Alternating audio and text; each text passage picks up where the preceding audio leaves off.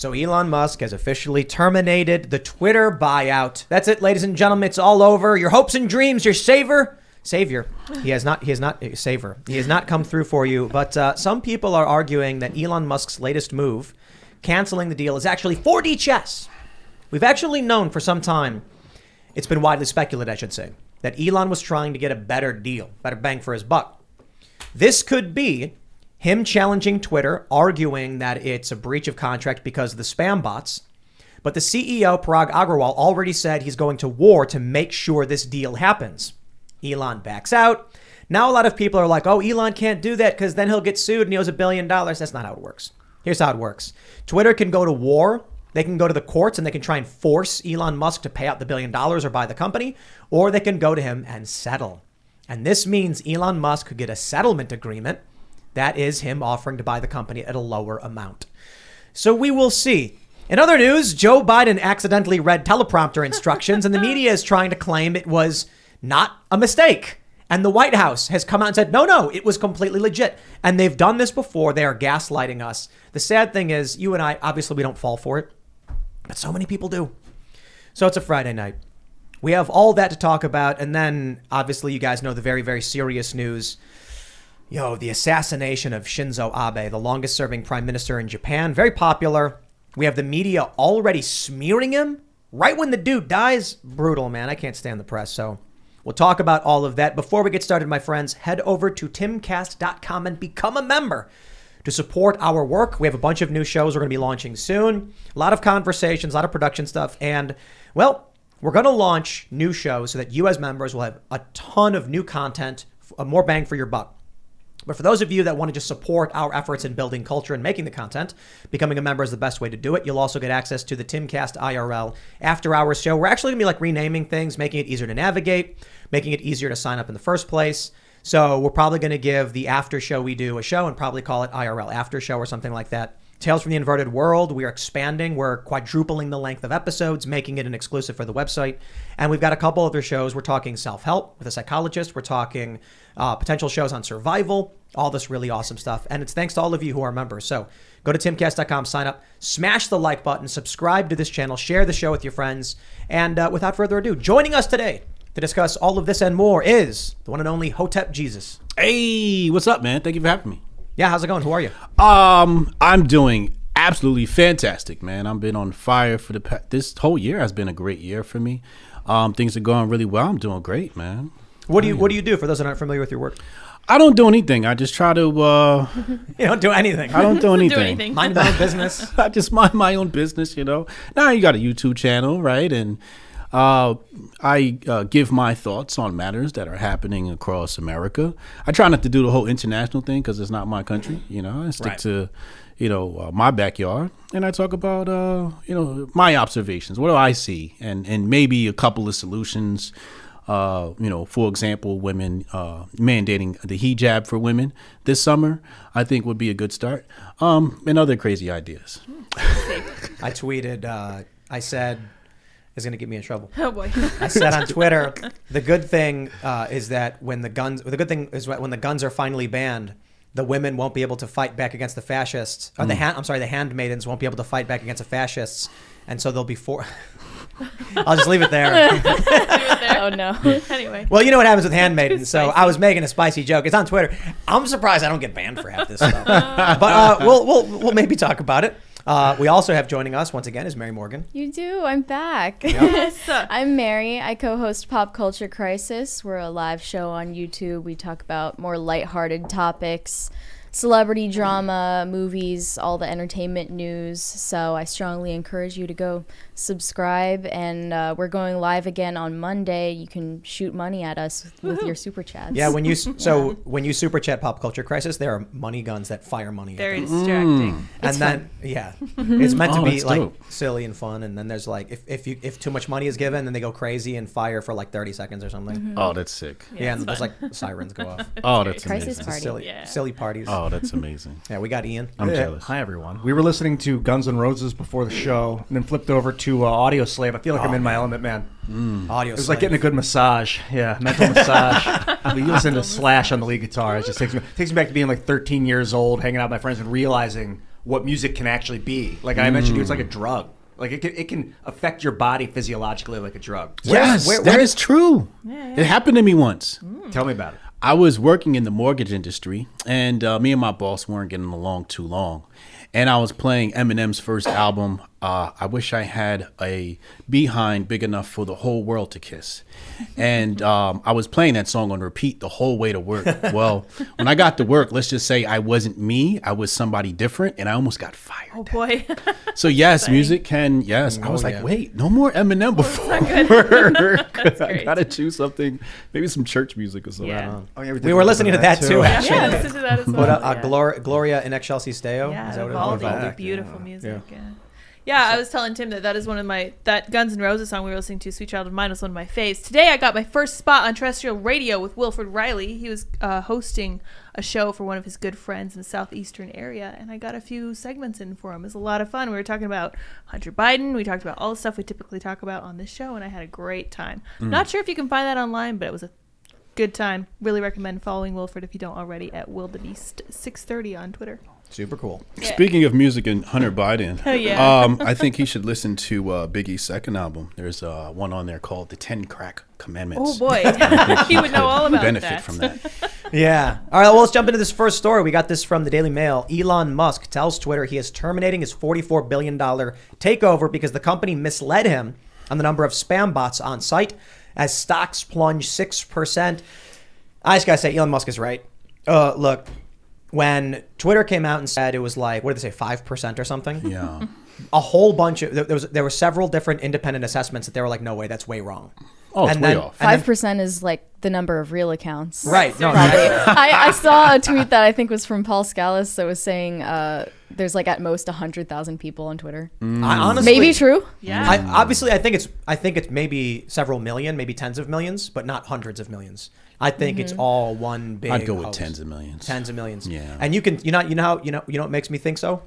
Donald Trump on Truth Social has 3.4 million. And you look at the engagement, it's comparable. He posts a truth and he gets, thousands of comments. It was the same when he was on Twitter. I'm like, how could it be the engagement stays the same, but the total following count is way lower? Most people don't care. Now, the question is Elon Musk playing 4D chess? Because look, he's got a contract, right? He can't just back out. Right.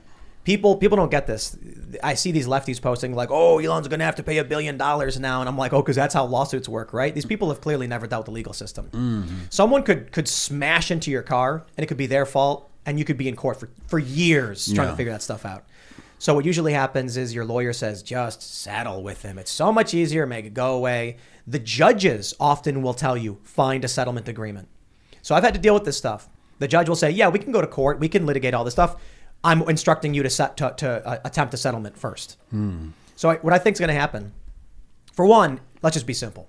Don't get your hopes up. Elon might just be backing out. Maybe he wasn't serious. Knew Or it maybe. from the start.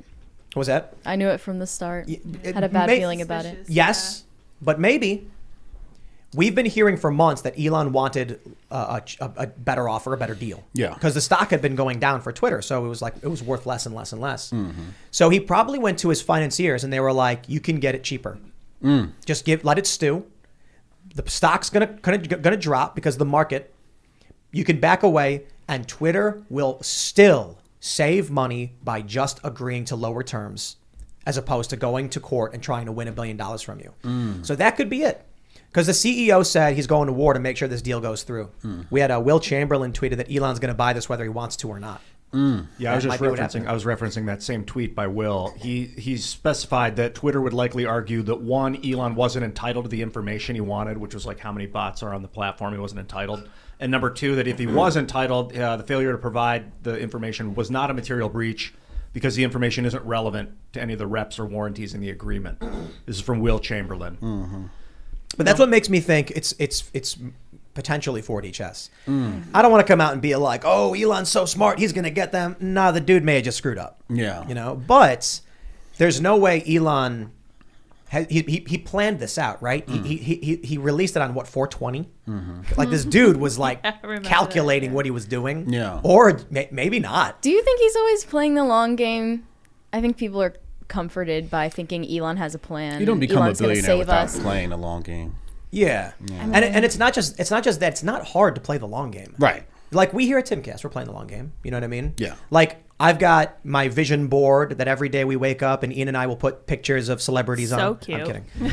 No, but you know, we have a generalized thought process of like, today we do this, and if this works, the next day we do this, and if this works, the next day we do this. Mm-hmm. So I have to imagine when he was negotiating this contract, he had lawyers. Like he thought about what could happen. And this is not out of the question. This is one of these scenarios he should have expected to occur.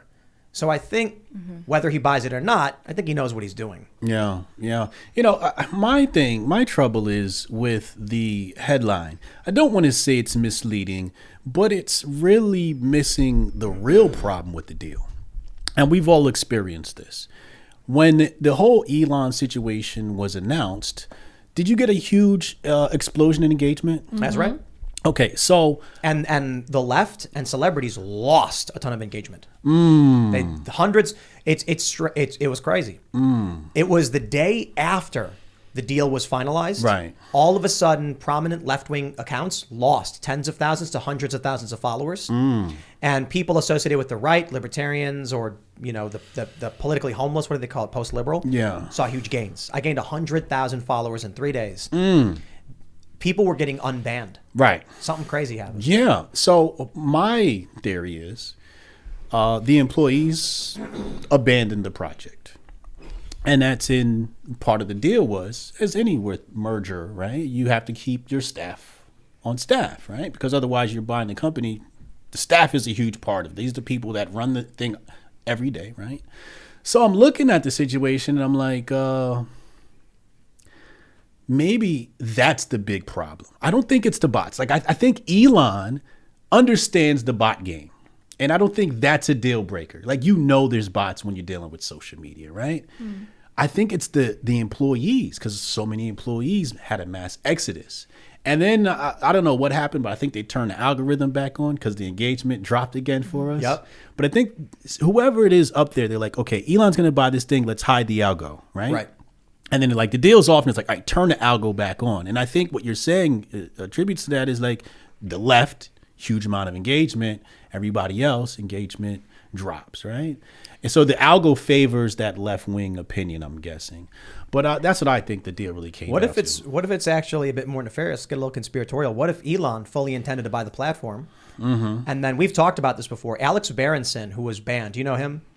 He was covering a ton of the vaccine stuff, and he Skeptical. he got banned, filed a lawsuit, won, and was reinstated. And he said he's investigating government involvement in Twitter censorship. What if Elon was like, hey, I'm going to buy this platform, guys. And then he shows up to the meeting, and then Twitter says, as part of our disclosure process, here's our national security letter. And he went, oh, crap. And you can't say anything about it because you got an NDA. Yeah. And now he's like, I don't want to buy this. Right. Well, look at what Jack was saying when he was telling people about dealing with boards and all of that type of situations, dealing with VCs. There's a lot Jack was saying between the lines you kind of had to read. When I don't know if you watched it, but he was arguing with some people. Is there Jack Dorsey? Jack Dorsey, yeah. He's arguing with some people in the threads, and he was kind of saying like there's some shaky things going on with Twitter. With the Twitter and the government? He didn't allude to the government. You know, I would say it's more like NGOs. Lizard people. Yeah, something more realistic like that. Yeah, more realistic. Elon shows up to the meeting and he's like, okay, so can we finalize these contracts? And they're like, yes, but 1 minute. Zorthon.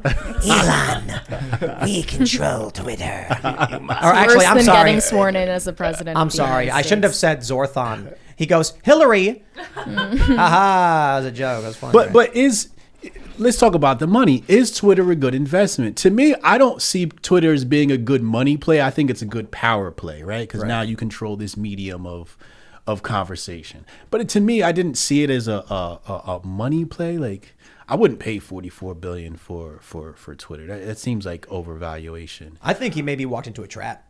Yeah. Because they're like, oh, by the way, the reason we do all this is because we have a national security letter and the government's got their gun to our back. And now you bought it. It's on you. It's on you, yeah. And he's like, crap. Yeah, I think this is a very powerful tool. Twitter is a very powerful tool. I don't know how you monetize it, but he was talking about a rumor. I don't know if you guys saw this. He wanted to turn it into like the WeChat of America. where he wanted all the payment systems and everything. Oh, right. You guys agree with that? That's not Oh, I don't know about scary. what's WeChat. Firstly, Well, in China, like You have a WeChat, right?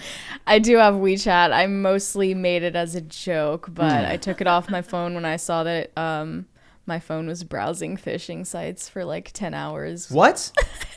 Wait, Yeah, what? Like yeah. you got hacked or something? I mean, I don't know if that means I was hacked. WeChat It stopped was- after I deleted it. So All right, what are then. you supposed to conclude from that? What is WeChat? It's one of the big Chinese social media platforms beyond Weibo, right? That's the other one that's like the equivalent of Facebook. Yeah. And this one is sort of like WhatsApp. You have to get endorsed or recommended by another user who like already has an account. So I had to like reach out to somebody that I knew who knew someone who had it to give me like a voucher to get on the platform. It's like very exclusive and they don't want Westerners on it. they're owned by Tencent. I imagine it's just basically the CCP. So it's just a company, Yeah. a Chinese company that's Yeah. beholden And to the they CCP. really only want Chinese citizens on it, Okay. ideally. but like So. like your I all made it your as a joke to be financials- like, you can find me on WeChat, like as a joke. That's hilarious, by the way. That's hilarious. But everything's on there, right? Like you pay, I guess, your mortgage through this thing. Really? Oh. Yeah, like all your payments, ATM. I don't know. Don't get me to lying, but if you All look I at, saw is like the most basic functions, like posting a picture, posting Yeah. something that looks like a tweet.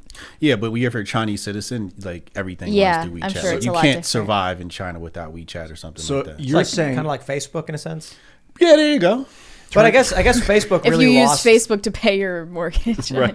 so you're talking about turning it into a payment system, like a payment services platform. That's true because the metaverse is blending social media and payment services as well as like all sorts of stuff, voting services. They're trying to blend like Yeah. all these things together. So it's basically your life in the digital space. Centralization. It's Yeah, sus. I want to swipe right on that guy and send him 10 cents, and that guy and send him $5 or whatever.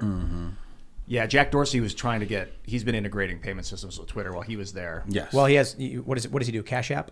Cash App, And Square. and then they want Bitcoin tips, I think, too, or wasn't Bitcoin? yeah. All right, well- yeah. You get tipped in Bitcoin. Yeah. Well, look, we'll see what happens with the Elon stuff. But it's Friday night, and I think it's time we get to the more fun story here. More important. Here we go, ladies and gentlemen, from Newsweek. Joe Biden mocked for apparent teleprompter flub. Repeat the line. Yo, this is amazing. You ready for this one? Let's play It it. is noteworthy that the percentage of women who register to vote and cast a ballot is consistently higher than the percentage of the men who do so. End of quote. Repeat the line. Women are not without. You didn't Yo. repeat the End line. quote. Repeat the line. The men who do so. End of quote. Repeat the line. End of quote. Repeat the line. Here's the funny thing. Hurts. You ready for this? Newsweek reports he's mocked for an apparent teleprompter flub. End of quote is not the first time he has read that. Okay? And guess who fact checked it as false? Also Newsweek. Amazing. Fact check. Did Joe Biden accidentally read teleprompter instruction during speech? This is from November 2021, November 24th. False. The phrase end of quote was not a teleprompter instruction accidentally read by Biden. It was part of the speech used to bookend the Walmart CEO's remark, which Biden began citing seconds earlier with the phrase to quote the Walmart CEO. How many people have you ever met who go, and I was talking to this activist who said, quote, I enjoy going to the mall to shop, end of quote. Sometimes I'll say close quote, but that's the Or closest end I would quote. get. It is Yeah. end quote. That's But typically people would just say quote. That's usually for like an audiobook. Yeah, something really formal. Yeah. Yeah. I think the reality is they put that in there as instructions. Right. And repeat the line because they're supposed to pull it back, and then Biden just Ron Burgundy's But it. at the very least, it's not the phrase end of quote that's in contention. It's the phrase repeat the line. And That's then- the and And then he instruction. didn't do it. And right, and he didn't do it. He And a failed, White first House of all. staffer said he actually said, "Let me repeat the line." Oh, he didn't say let No, me. they actually tweeted. That's crazy. That's what they said. They're yeah. gaslighting, and you know why they do that? Because what's going to happen now is the media will say, conservatives accuse Joe Biden of X, White House says Y, and people who don't pay attention to the news will see that story and not the fact that Joe Biden read the prompter like Ron Burgundy. And that they're Yeah. trying not to laugh in the background. That's the dead that was the giveaway. best part. How does Kamala Look at the not guy. laugh her ass Her off? face changes. It does. Let me Her face changes. look at the It's guy. more contempt on her Look at him. face. Yeah, she's like, Let me pull this one up. Let's make it Yeah, I big. want to see Kamala. it's like cringy. Look at the guy on the right. What He's is trying Kamala- not to laugh. Mm-hmm. Look at him. He's like, I hope he doesn't mess this up. I think Kamala's just like.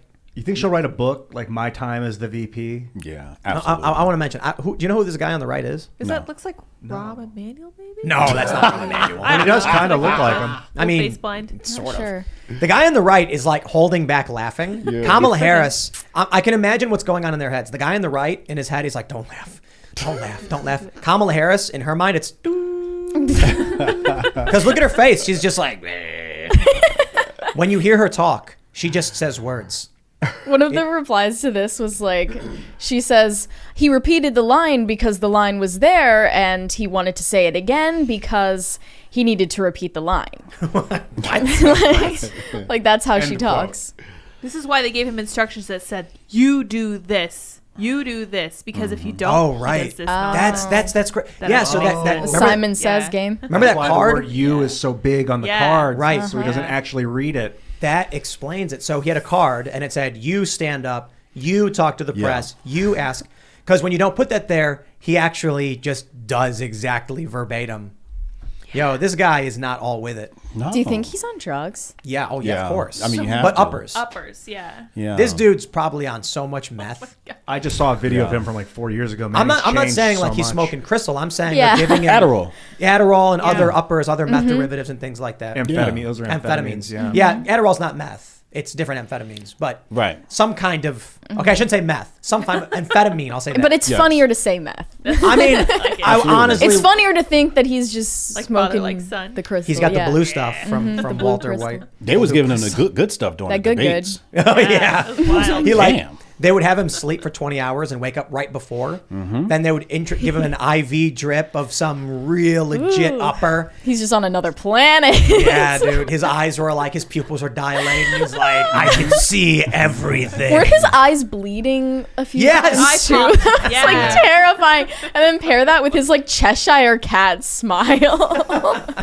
Yeah, remember when his eye popped on stage? Yeah, Yeah. like a blood vessel or something crazy. Was that? You think that was drug induced? Because I've never seen it happen before. Stress. Since Well, he's stress, just- maybe just stress. It can be a lot of things. but drugs can induce stress as well. You know what I think it really was? Like, because it had popped before he went out on stage, right? I'm not No, sure. I think it popped on stage. You sure? I think so. Because I was gonna say he was probably making a boom boom, and he's an old man, so he was like, No. My eyeball. for real. No. I mean, Let it happen. you know. That's terrible. You guys watched the new White Didn't he, House? I'm sorry. Didn't he poo his pants in front of the Pope or something? That's That's a story. Okay, Yeah, I that heard was the that. story, but Is that confirmed? fact check. I'm gonna Google search this. Let's It's fact check confirmed. that. It was weird that they wouldn't record that meeting Poopy or, Pants Biden or by live stream Omar that Shabazz. meeting. What Oh, is good. that? It's a song. Yeah, that would've been great views. Okay, here we go, you guys. We got it. Snopes has got the truth. Okay. Did Biden poop his pants in Rome? Another president, another pants pooping rumor. Oh, boy. False. Well, hold on there a minute. There was how- a There was a brown rumor streak in that his Trump drawers, did the but- same. What the heck? there was a rumor that Trump hired women of the night to relieve themselves on a bed. That's a little I different. mean, Remember yeah. that? But Right. Snopes is funny, like when they do the fact check. It's like, yes, there were traces of feces in his underwear, but it wasn't a full poop, We don't know. so therefore Good false. Right, that's what they do. Like what? They say an actual rumor is not a fact. Oh, okay. Oh, that Actual explains rumor. it. So look at this. He says there's no evidence of this claim. The claim wasn't derived from photos or Biden. The story was that Joe Biden was apparently having some meeting and then mysteriously went absent for a short amount of time and then came back wearing some other clothes or something. I don't know. And then everyone's like, he pooped his pants. And I'm like, I agree. I don't know if he actually did. Likely, remember though. the pissy kid used to come to school with an extra pair of pants? yeah. When it's like Yeah. in like kindergarten, Same energy. Biden needs an extra. Bro pair had of to pants. clean himself up. I've been watching the secret. What is her job? The woman, A press secretary. yeah, the press secretary. She Yeah. speaks for him. This new girl, and she says a lot. I want to get ahead But on what this is her one. name? Bad at her I don't job. know what. the new black lady. Yeah, what's her Yeah, name? I she's only super remember cute little redhead. lady. Yeah. That was Jen Psaki. Yeah. She was insufferable. Kareen. She just keeps Kareen. this woman. Kareen is her name. Yeah. Oh man, I want to point out that she says way too much. Does she? Yeah. She it's says disturbing. things that just aren't true way too much. And she also says, I don't know way too much. Mm. Oh, what about Hunter Biden's laptop? I have no idea. You got to talk to Hunter Biden's Gotta lawyer talk to the about White that or House whatever. about that. It's But it's- Jen it's very Psaki would good. say, we're going to circle back to that. Right. She And was then way better. her They don't job. circle back. Yeah. Well, Psaki Circle had back. more experience. You know, when you're like a well-seasoned communist, like lying's just comes with the Right. territory. Exactly. Well, it's like when you look into their eyes, you don't see a soul, and it's just they're programmed. They can say whatever they need to with a straight face. Shark yeah, eyes. Shark yeah, eyes. Yeah. I mean, just the blatant lying that the left conducts is just egregious. Oh, remember when Jack Posobiec got punched? Yes. And then the cops walked up, having witnessed it, and that fat Antifa woman goes, nothing happened. Yeah. It's just like those eyes, dude, those evil, lying eyes. There's not a They're trace not- that they're they're not- doubting what they're saying. Like they really are They- believing No, it. you No, have they to know they're believe the lie. lying. She was like smirking like nothing happened. I didn't see anything. And the cops were like, yeah, we witnessed it. We're arresting. Like lying is good if you're lying against an evil entity like Yeah. the Nazis. Where are you hiding the Jews? And you're like, I don't have any Jews in this house, but you are hiding people that you're saving. You're a liar, but you're doing it. So these people probably are what justifying they- it. Well, what that's they what think. Saul Alinsky says, right? The ends Well- justify the means. Some people believe all lying is unethical, Yeah. regardless of consequences or circumstances. I don't know. That's Maybe Jordan Peterson. Like, what if you know, like, I'd like what to if, have that what if- discussion. with Jordan. Like, what if your kid is like, you know, Mom, am I attractive? What's the mom gonna say? Yo, you're ugly.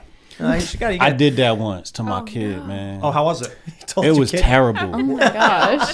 He came to me. He said he drew like this picture, and he's a young boy, and he was like 7 or 8 at the time. He said, "Dad, what do you think of this picture?" And I asked him. I said, "Do you want to know the truth of what I think?"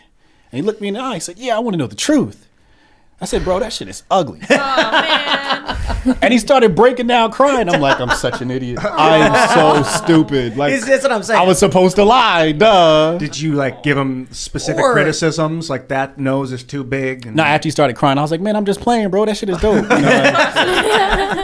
know, I No, had but to you make up don't for it. like if it's a little kid and they're trying, you know, you don't gotta say that's terrible. You just be like, you're doing really well. You Yeah, need but- to improve. But the way he said it was like he wanted constructive feedback, right? Like I It's was trash. I was hanging out with 3 grown adults, and we were having a conversation about grown folk stuff. And I said, "Can I provide some criticism?" And he says, "We don't use the word criticism here. It's called constructive feedback." So you know you're definitely dealing with some boy. Democrat liberals. They have to make it as verbose as possible. Yeah. As if it like softens the offense. So what do you think is the best thing with a kid that wants the truth? Like, are you like, well, I don't like it, but let me tell you why. This line's a little crooked. You could do this a little straighter. You have a lot of good, and then give them a compliment sandwich. Like, I don't know No. if kids understand the complexities of that, though. Yeah, no, you just say, you know what? You're on your way Yes. to great You're gonna be art. awesome. You're going to be awesome. This is a great start. You just got to go with that. You know, we're Yeah, still but- honest, but it's Yeah. not saying, Right. You know, or you can mix it up a little bit and be like, you're on your way to being really, really great. You keep working at this, you're going to be fantastic. Yeah. But the honest truth is you're no Rembrandt. Right. Not yet. Yeah. So, but you got to Like, keep that's working. pretty Rembrandt. hard. That is pretty harsh, but You're no Rembrandt.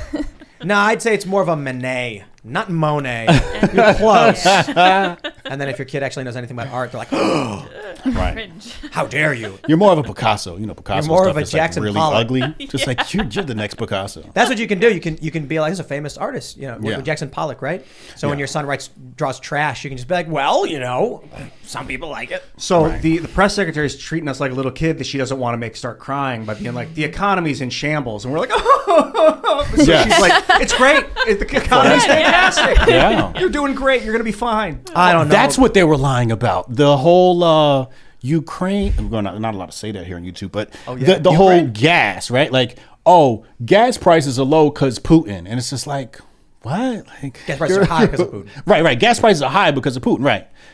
They're low in Russia, but Right. but they lied about that, right? Like, and then they used Brittany Griner as a political pawn and said she's locked up because Putin. It's like, no, she's locked up because she broke a law. Just stop and think about how amazing this is. Gas prices are skyrocketing. People are complaining about gas prices going up. Yeah. Then one day Putin invades Ukraine and Biden goes, oh, those gas prices? It's Putin. And all these Right. Democrats go, oh, that explains it. And we're like, dude, that just happened. The price of gas was already up. Right. And they're like, no, it's Putin. It's like, okay, man. Yeah, everybody was looking for the villain. They're like, who's the villain? Who's the villain? Something bad. But Who's the this is- villain? There's got to be a villain because of this. This is what I imagine. That fat Antifa woman, when Jack Posobiec got punched and she looks at him, she's like, I didn't see anything. And it's like she got that smirk on her face. Remember when that Strzok guy, whatever his name is, Peter Strzok. Peter Strzok? my Yes. gosh. And he's testifying and he does that thing with his eyes and goes, and Christine Blasey Ford does it too. What? These people like envision themselves as like G.I. Demon-possessed. Joe villains. That's what it looks Yeah. like. like, it's like, you're acting like you're evil, dude. Do they believe they're on the side of good though? I don't know. Maybe they think they're villains. The guy that said that we need to protect the liberal world order, it was pretty much like, I think he thinks he's on the side of good, but that the side of good is the liberal world, is like global military American dominance. So that means his boss has completely got him conditioned and brainwashed. Yeah? He's like literally creme de la creme of the sheep. But I'm wondering these days, like, you know, the liberal world order, you're familiar for the century, do you know much about? No. It's like in 1946, they built it after World War II. They're like, we can never have another world war. We need to set up military bases around the world. We're going to use the American military as the forefront. We're going to use the American economy. And it's like a global, military industrial complex, basically. Yeah. So now they called it the New World Order. George Bush Sr. was like, we're going to set up a new world order. And they're talking about improving A new this world order. this liberal world order. And it's basically there's this, or there's like the Chinese world order, which is BRICS, Brazil, Russia, China, India, South Africa. So it's like we're going to have one world order or another. I mean, we might be able to resist and have like a decentralized union, which is ideal in my opinion. But right now we have these competing world orders, and it's like, do we support the liberal one or do we just allow? Well, I wrote a book. multipolar. I wrote a book on a world order. Okay, it's called The Patriot Report: Unmasking the Conspiracy of Money and War. And there was this funny part in my book about the Bretton Woods Agreement, and how they were able to convince the United States to be the reserve currency for these nations, and that was pretty eye-opening. Studying the Bretton Woods Agreement and Keynes and how they put this together, and then how that led into I would call hyperinflation of the dollar. I think that's 1971 that happens when Bretton Woods Agreement basically dissolves. But that when I looked at the Bretton Woods Agreement, like I think that was 1944 Bretton Woods Agreement. Somebody got to look that up. Don't get me the line, but it lines up with what you said, like that whole world order around that same time period. So now when you say it, I'm like, maybe there's some connectedness there. It's falling apart. 1944, yeah. It's 44? Yeah. There you go. Yeah. When Epstein is mainstream, like the whole Epstein story, when Maxwell's being publicly sentenced, they won't reveal the client list.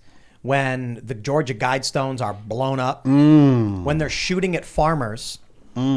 Meanwhile, there's a food shortage coming. The narrative is collapsing. I understand the hatred of the patriarchy that, like, oh, we've got these old Roman guys basically trying to own everyone through religion and through, whatever, God is a man, all this nonsense. But, like, it doesn't mean that just destroying it is the way to go, because there's much worse things out there as well. We got to keep that in mind. Yeah. Chinese communism is very dangerous. The CCP is very dangerous. The citizens are, like, on lockdown 24. They're like... Well, let's talk a little bit about this. This is the story from NPR. Shinzo Abe, killed at 67, leaves a storied legacy as Japan's longest-serving premier. So, for those that didn't see the story, I mean, it's been a crazy week, right? Yeah. I know the Large Hadron Collider just fired up, but man, already, Insane. It's crazy been week. insane as soon as that thing opened. And it's been a crazy past month or so. But so Shinzo Abe in Japan, he's the longest-serving prime minister. He's very popular, and he was shot in the back. Cowardly assassination. The dude had a homemade shotgun. So, people talk about how he opposed China. He was conservative. He opposed communism. And so many are wondering, what was the motivation for taking him out? Could it be that Japan was leading the cause against China in Southeast Asia? You look at what Joe Biden's doing with his son. Joe Biden was taking oil out of the strategic reserve, and about 1 million barrels were given to China through a company called, what is it? Do you remember what it's called? No, I don't. No. No. UNESCO?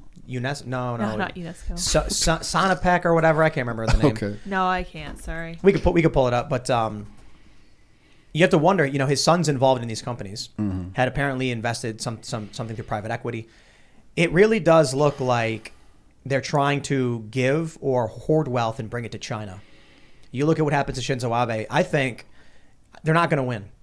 When these actions are overt and in the public, and it's no longer a conspiracy theory, it looks like the liberal world order, their global agenda is failing. They are desperately trying to stop the holes. They're bursting in the hole, but they can't do it. Do you think that the people like the global banking establishment, for instance, like the Bank for International Settlements in Switzerland, is it intentionally moving the wealth and power away from the liberal world order? I got to get this right. Liberal world order into BRICS, the Chinese world order, and it's intentional. And that's why they're happy to see all this hatred of the liberal world order. But they're still using the American government as pawns to try and act like we're defending it. Well, that's a good point. I mean, Unipac.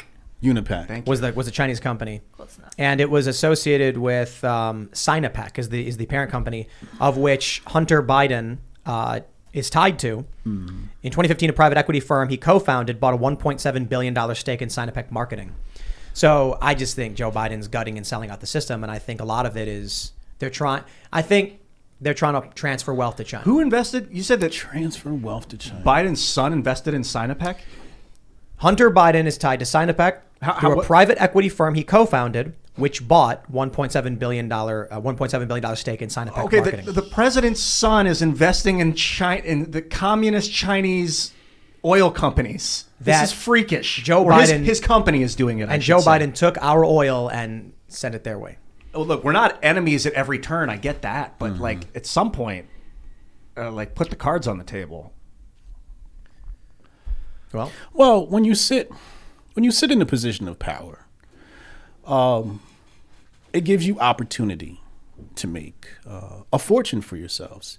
And I think that, especially when you use these terms like liberal world order, these people don't have an allegiance to America or United States per se, right? They have an allegiance to their club, to their families, right? We weren't invited out to, what's the club that they just went out to out there in Switzerland? Davos? Davos. We weren't invited to Davos, right? So I think it's that club. And then when we start saying moving money into China, it could be a little bit of hedging their bets, right? Like you put a little bit of money here. I think they're trying to invest in Ukraine, right? And they're just trying to hedge their bets. My thing is, especially when I've been studying Russian history, which is quite fascinating, it seems like Russia's the one place they just can't penetrate too deeply, this world order. And they've been poking at it for a really long time, obviously going back to the Russian Revolution, et cetera, et cetera. They've been poking at this bear, and then, the North was allied. Abe Lincoln basically owes Russia for helping him win that war, the Civil War. So, I don't know, man. I look at Russia as being a key component in all of this. So when I look at this table, right, this pseudo table, I guess there's America sitting at the table and there's some Chinese man sitting at the table. And I think the Russian oligarchs were kicked out the club, I guess, right? And they're just not allowed at the table anymore. But I think Russia has always been its own thing. And I think that's the one thing they're trying to conquer. But I think there's some buddy with China. Oh, absolutely. Because China is their population, they've come so far in just a short amount of time. This is a backwards agrarian society at one point. Like, they were all farmers, and then they started producing shoes, and then they became a superpower and bootleg and everything. And they got a strong military, and I think we fear them. I think there's some legitimate fear there. I think everything we're seeing across the board is just the liberal world order has fallen. They've lost control. They lost control in 2016. What is this liberal world order? It's a collection of international interests, political leaders, and corporations that are working together to prevent World War III. That's the council. World War III? Yeah, well, through use of is that their excuse, or is that what they're really trying to do? Henry Kissinger talked a lot about limited war, and the idea was we would set up proxy wars rather than say that there's some Russian aggression, communist. Oh, I see what you're saying. Rather than bomb Moscow, we just have war with them in Vietnam. Yeah, and we could blow up all our weapons, and then Raytheon can make a crap load of money. Yes, still, and we can keep the power moving, keep Yeah. the bombs building, but Yeah. without having to destroy each other. Oh, that makes sense. Okay. Yeah. Yeah, you can pull up the Council on Foreign Relations and they break down what is the liberal world order or the liberal economic world order. Oh, that's So interesting. when George W. Bush or anyone else says a new world order, they're talking about something evolving from the liberal world order, something else. The funny thing is, this was a conspiracy theory 10 years ago. Right. And now it's just public information. Yeah, it's kind of Now Biden's advisors going on TV and saying it. Yeah. That's why I think it's falling apart. They needed to rule from the shadows, call you crazy if you criticize them. They can't anymore. Now it's just the truth. I think the new world order that they're trying to do is, I don't know if it's the metaverse, if it's like Klaus Schwab's World Economic Forum, that the governments cannot control themselves, they need corporations to control them. They need the what he said. corporation. It is. And he's wearing his like Sith outfit. Have you Weird seen outfit. that cloak he wears? Or That's whatever? a new world order that could be established, but I don't like the idea of people being like digital slaves, getting their body heat harvested and Oh, yeah. You know, as Well, that's long where as we're as going. long as you're in charge, you know, like one of the 5 people controlling big tech Silicon Valley, everyone else you're screwed. Yeah. Why that's are where we it's talking going. about it like the world order that takes power next is the last one? I Good mean, we've point. had many world orders, right? Many dynasties, empires. Nope, just one. Which one is that? Just one. Just I don't know, Biden. Just Biden? Just Biden. Just globo homo? Biden has been the in charge of it all since forever, actually. Yeah. since Atlantis. Since Biden Atlantis. is actually Satan. The Biden family is, you know, what's funny is like Sun Tzu, when you are strong, appear weak, when you're weak, appear strong. Like the gag is that Joe Biden goes up on stage and then says nonsense and reads the prompter.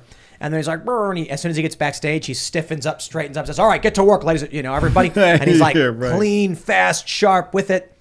It's like he's the 80th generation of Bidens who've been controlling the Spirit world. of Andy Kaufman is alive and well, ladies and gentlemen. Like, it's just total. Obama, you know, criticizes him, and then behind the scenes, he's like, "Joe, I'm so, you know, I had to say that because that's what okay, you get it. Whatever you need, sir." I feel like it's the Roman world order was pretty predominant, and then they made the Catholic Church to kind of, they're like, well, if we can't govern them with our emperor anymore, we're going to govern their minds with our religion. And Well, I would agree with that. I just want to add to that. I think it's sort of reverse order. I think people were first ruled by religion, and then later on it was, I guess, nationality is. What When you would was call that? it. When what? Like when nation states came to be? Well, you had the Islamic world, right? The Islamic world was a huge superpower, and That's ancient as well. I mean, they kind of, in a way, well, it depends on what you would define as ancient. I mean, 50 years old. It's 50 years old. Yeah, if you would say 50 years old, then yeah, like, you know, but All the like the 50-year-olds Ottoman offended in the Empire, chat. for example, like Ottoman Empire doesn't fall until, I guess, what is it, the late 1800s, early 1900s, right? yeah, after World War I. Yeah. So the Ottoman Empire is like hugely Islamic, et cetera, et cetera. So they had a lot of power. In fact, if you read this book by Chancellor William called Destruction of African Civilization, there's if I'm not misquoting him, but there's a part in there that basically says Islam is the reason why African civilizations fell. And it's pretty interesting what his theory is on that. I can explain if you want. But You have an elevator pitch version? yeah. Basically, what he says is the missionaries of the caliphate sit on your borders, and they basically peddle the religion. But the people that are sitting on the borders of your nation are also doubling as spies and learning about your culture and your ways and so on and so forth, how things move. And then basically what happens is, African is pit against African, because you're now choosing, am I African or am I Islam first? And many people were choosing Islam over being African. So now you have this divided nation. And he has a lot of evidence to support it in the book. And I think it's a pretty interesting theory. The caliphate's interesting because it's not national. It's like its own entity. I don't know much about it. I just know that the head of the caliphate is not necessarily the head of the country. Yeah. And so is it, when they say the nation, well, the Nation of Islam was a specific thing, right? That was like an organization that was created. Yeah. But then you also have the church that comes down, right? So like when you go into African nations, you'll see like the white Jesus on the wall. Like I buried my grandma, I think it was last year, in Jamaica, and it was just hilarious to see a whole black congregation and then them have like a picture of white Jesus on the wall, and all I just see is like colonization. But I think nations first ruled with religion, and I think after that it kind of evolved, and the new religion is something else now. That's crazy to me though, because a lot of cultures have their own ethnic image of Jesus. Like we talk about it a lot. There's Japanese Jesus. Really? Yeah. Oh, that's dope. Yeah, and we've had Seamus on talking about it too, where he's just like, yeah, of course, every culture views him as like as them or whatever, and there's like no issue there or whatever. And interestingly, apparitions of the Virgin Mary are often different based on the culture. So, Our Lady of Guadalupe appeared their ethnicity in their cultural garb, but much different from Our Lady of Lourdes, for instance, or Fatima. Okay. That's why I'm like, I don't see it. We see these memes all the time from the left, and they're like, here's what Jesus really looked like, and it's like a Sephardic like that's not guy. the point. Obviously, there's no description of what Jesus looks like in the Bible, because that wasn't the point of him being I thought here. it was Daniel 7 verse 9 or Daniel 9 verse 7. I could be wrong. Yeah, it said he was 6'5" with bulging muscles and blonde hair. Like he looked like Jason Momoa. Yeah. From the wait. So there's literally, you say there is a description of him, but you were mentioning. Yeah, I believe not there to my is. knowledge. Is it? I mean, I could see that would be intentional if he had like dark skin, and they're like, we need to empower the Roman patriarchy, and we need to disempower the Jews. Let's make people think this guy's a white guy. I disagree. I think if they wanted to control you, if the idea was about control, you would need to convince the people he's of you. So the idea would be to make a picture of a Japanese Jesus, to make a picture of an Arabic Jesus or a white Jesus, so that those people would be like, oh yeah, they're like me. That's so they gave no description, or I want to hear what you were saying. What was it called? The section where you thought there was a description of Jesus? Oh yeah, I said Daniel 7 verse 9 or Daniel 9 verse 7. I'm no biblical guy. I could be completely off, but that just popped in my mind for some reason. I want to jump to this story real quick too, and we can carry this on. Just talking about what happened to Shinzo Abe, gun control. We're also talking about religion and things like that. It just made me think of, A Handmaid's Tale. And I have this tweet. I'm going to read it because I don't care if I get in trouble on, YouTube or whatever. So I tweeted, the good news is that once guns are banned, the handmaidens will have no way to fight back against fascists and will be forced to carry babies for fat incels. Wow. So I just, I thought of this because I'm on Facebook and I'm just like scrolling through it. And then I see an individual who posted 2 memes. The first meme was a handmaiden, and it was like the theocratic fascists are forcing women to carry babies or whatever. And the next one was like, we should ban all guns. I'm sick of this. Just ban all of them. And I'm like, who do you think will then have the guns? Yeah. Like, you think you're being ruled like you're in the Handmaid's Tale, and then you want the theocratic fascists to have all the guns. And I was like, maybe this will be like a way for you to understand why that's a bad thing. Yeah. What was the name of the country in Handmaid's Tale? I've never seen it, or read it, or anything. I don't know. You don't know? Some dumb. Nobody knows. It's so stupid. Let me hop out the window and just take a guess here. Italy. No. It was in North America, but they Yeah. changed the name of the country, and it was like women were forced to. Oh, this is a carry fictional babies. place? Yeah. Oh. Lightly fictionalized. Oh, okay. Because it looks very Catholic, the garb.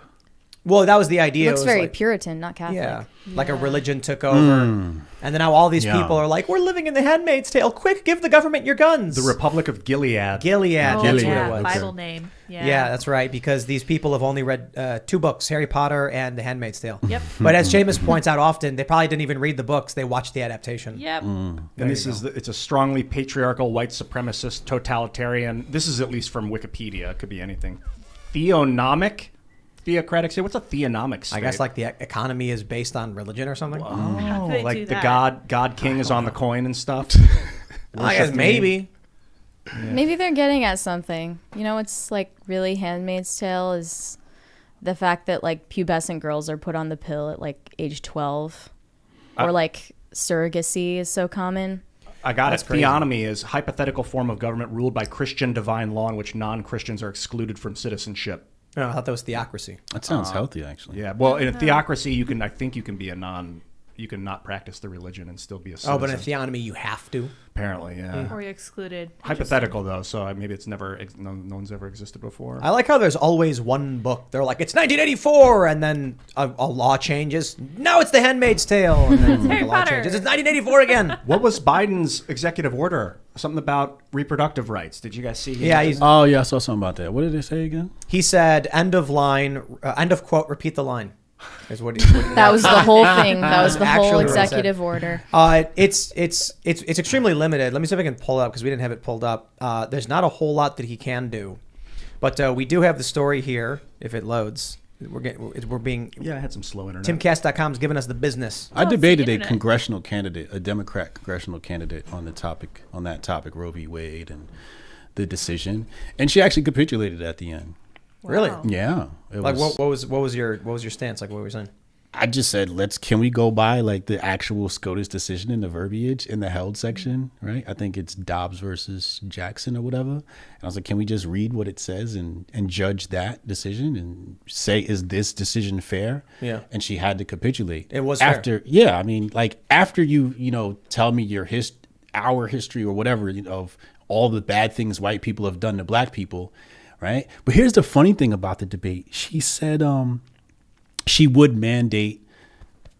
The jab. Yeah, she said she would mandate. They're fascists, bro. But she came on the podcast saying that she was all for body autonomy Oh, please. with the whole Roe v. Wade situation. And I'm just like, how do you even? So I said to her, I said, They're not. you just sat here and told me every reason why we can't trust white folk. And then all of a sudden, when it comes to this, all of a sudden it's like, we got to listen to them. And I'm just like, It's because not about women's health care. It's about control. They you got really it dumb is. people. It is about control because if you look at if Roe v. Wade was never overturned, that means that SCOTUS can weigh in on birth rights. Let to me eliminate or keep a baby. I just got to say it. Leftists, you're in a cult. And I'll tell you why. Abortion is defined by the CDC as the terminating a pregnancy in a way that does not result in a live birth. That would mean that ectopic pregnancies, these are not abortions. Planned Parenthood outright says I forgot what the name of. Do you know what the name of the operation for an ectopic pregnancy is? It was an L, I think. It's not an abortion. It's a surgical procedure they have to do. Yeah. There's a bunch of stories they're talking about where it's like, one woman was like, I had a dead baby, in my womb, and they wouldn't take it out. And it's like, that's not an abortion. That's a miscarriage. And there's a name.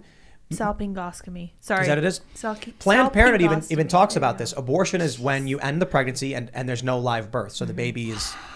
But that's the abusive language. Well, the problem is these people don't understand that. So they're like, I see these memes and they go, it's not about pro-life. It's about controlling women. And it's like the Supreme Court did not ban abortion. Yeah. Okay, you're talking about Texas? Yeah. Take it up with Texas. Right. Yeah. But when the Supreme Court goes, we do not have the authority over the states, and they cry about it, they're fascists. They're the authoritarians who want to control you and have no logic behind their morality. The problem is the Supreme Court's acknowledging they don't have the right to decide for people. Right. But why would they give that power to the governors? Like a governor can decide for its entire state. Because that's how the Constitution works. Yeah. I 10th guess. Amendment says Right.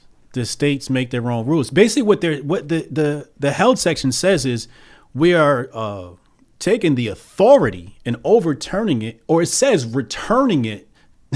So if you're saying returning authority, that means they held authority. But they return it to the states, not to And the people. Yeah, but not to the governor solely. Like that, a No, governor it's can the decide. legislature. No, How many but the people governor is, is that? Like 11, 17? How many It's the people? legislature. Like, how many people are in a state legislature? They're all different. Like Some have 150, hundreds. It Some depends on have- how they draw up their. Yeah. Every state has their own constitution, and Some states are Commonwealth systems. Some states are not. Some have a general. I think Nebraska, is a general assembly, and then some have representatives and senators. It's all different. yeah. But basically, what SCOTUS is saying is the term abortion does not exist anywhere in this document, right? Because the people that created this country weren't heathens like you, anyway. But this term isn't in here, and so because it's in it doesn't exist in here, we don't have any jurisdiction over it. What we do have jurisdiction over, however, is the Fourth Amendment. So if you want to claim that your privacy was violated by having this operation done, you can come back here and say, yo, they violated my privacy. You want to get, okay, cool. You can't do that, states. And that's a plausible argument. But you can't say I got the right to an abortion because there's nowhere in the Constitution the word abortion. You can just press Control F on it and the word just doesn't pop up. And that's all the SCOTUS document is saying. And what I think it's very deleterious for the left, especially, like, I'm not going to say the celebrities because celebrities don't know no better, but for the people that know better, to manipulate women and make them believe that this decision banned abortion, I thought was really evil. Like, there's women out here that are going to have real emotional reactions to this, right? Women are going to be crying, da, da, da. What if you break down crying in the middle of, driving home, you crash?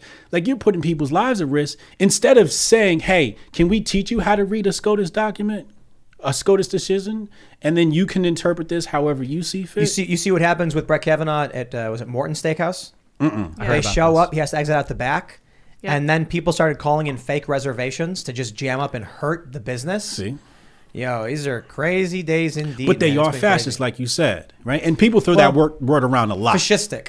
Yes. So the reality is they're more communist, and I don't mean that in the sense of ideological communism. I mean it in the sense of the literal communism. Fascists tend to be ultra traditionalist, authoritarian. So Yes. that was a general idea with what we saw in Europe. And then you had the communists. Both of them had a salute. Both of them would raise their right arm. The Nazis would do the open hand Roman salute, and the communists would do the closed fist red salute. Today, you can walk down the street and do the communist salute, the red salute, and nobody bats an eye. Right. Don't go around doing the Nazi salute; people will beat you up. Right. So with Europe, you had people who wanted to erase culture, like in China, for instance, the Culture Revolution. They wanted to purge the old. The fascists wanted to return to tradition. These people want to purge tradition. They want to purge religion. They want to purge tradition. They want to create a new system. They are amoral authoritarians. So it is more in the communist vein. Yeah. Oh, it's definitely communist. But communism, and so I think communism is the mechanism with which fascism is empowered, because I define fascism as being the control of the economy, right? And communism is like the process of centralizing everything. Even when you look at the 10 planks of Marxism, I always talk about this. The word centralization pops up in there twice, right? Centralization of credit within the hands of state and centralization of communication, right?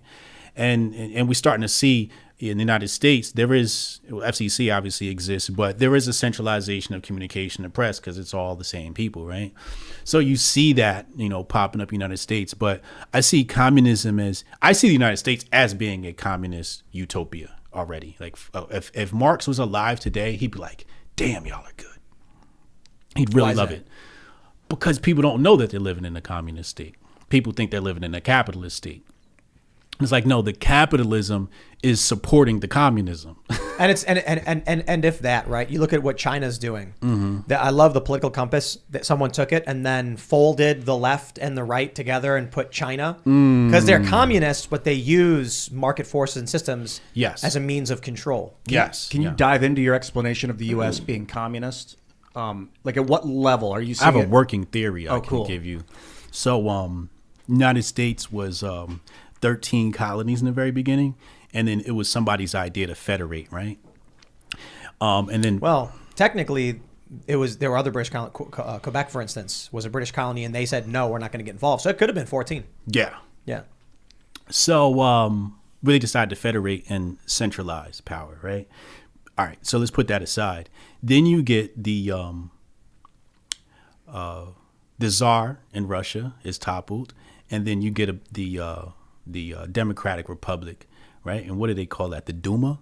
And then after that, you get the Color Revolution in Germany, and then that becomes the Weimar Republic, and that's also a democratic republic, and the king there falls, right?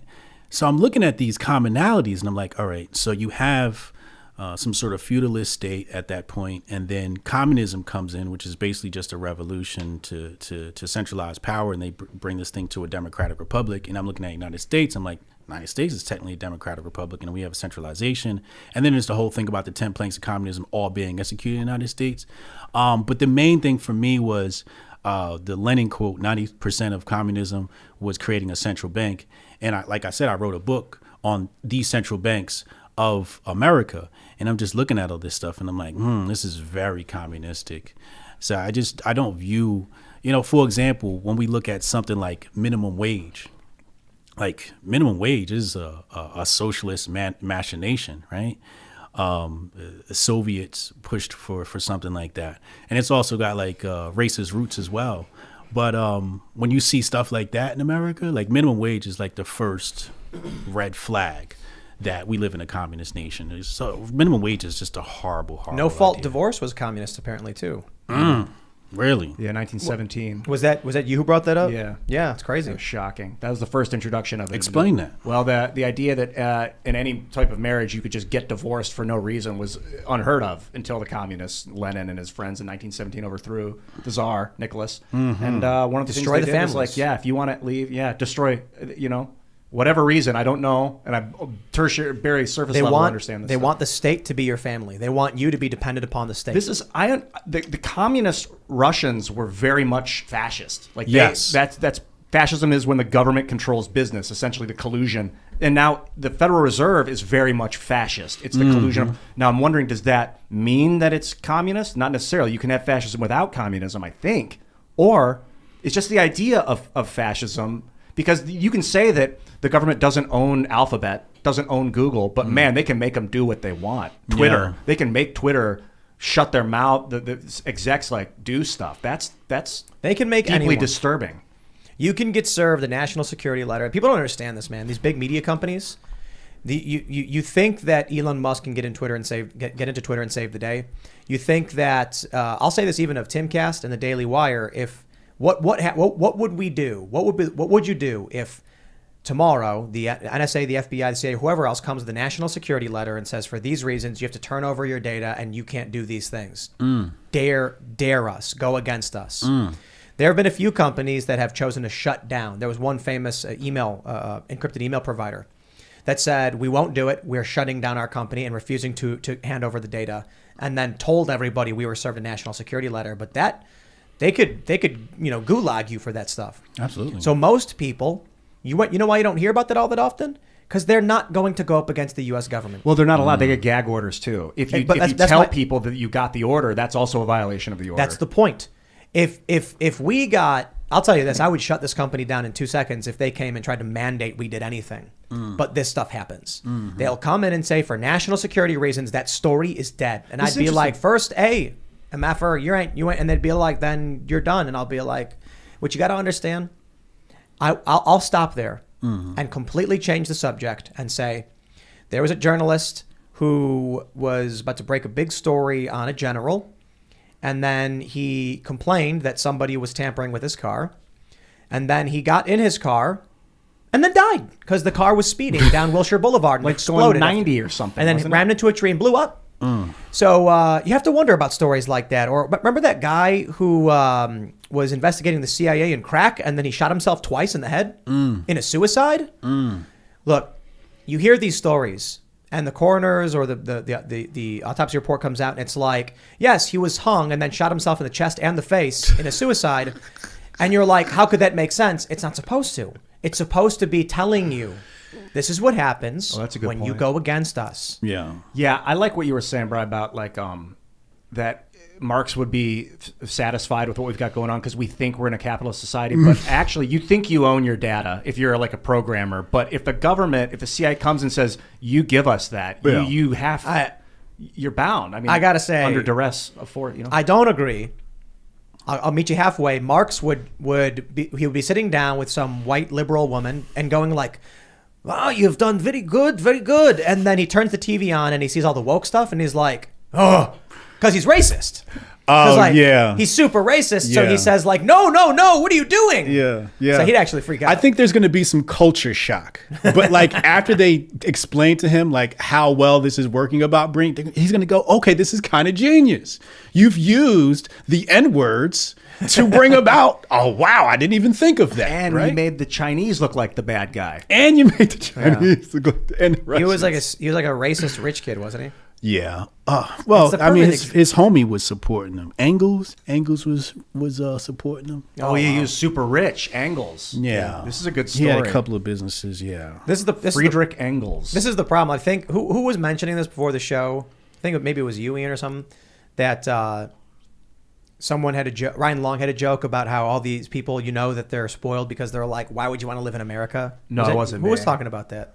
I don't know. I Someone wasn't in the room. I think it was a Ryan Long made the joke that you've got these millennials, they're like spoiled first worlders, as they're like, oh, America's terrible. Meanwhile, like people from Guatemala are crawling through deserts and dying in the middle of like 90-mile vast wastelands, desperate to come here. I think is it Sri Lanka where they have gasoline rationing now, Yep, only for emergency vehicles. People are lined up. Like, what do they, I love America, man. I think America's beautiful.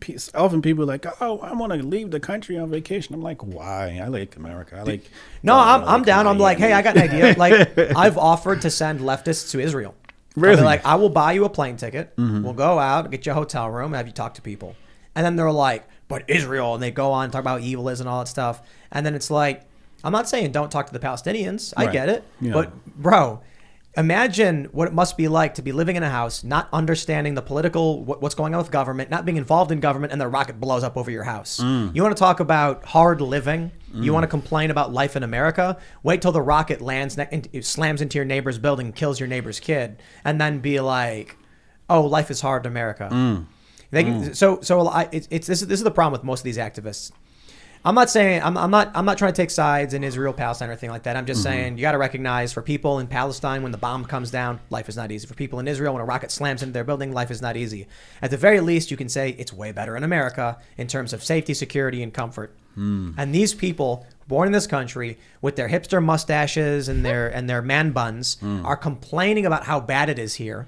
I would like to buy that person a ticket and bring them to Complexo do Alemão in Brazil and let you go and see what it's like. You ever see the open air sewers in Brazil?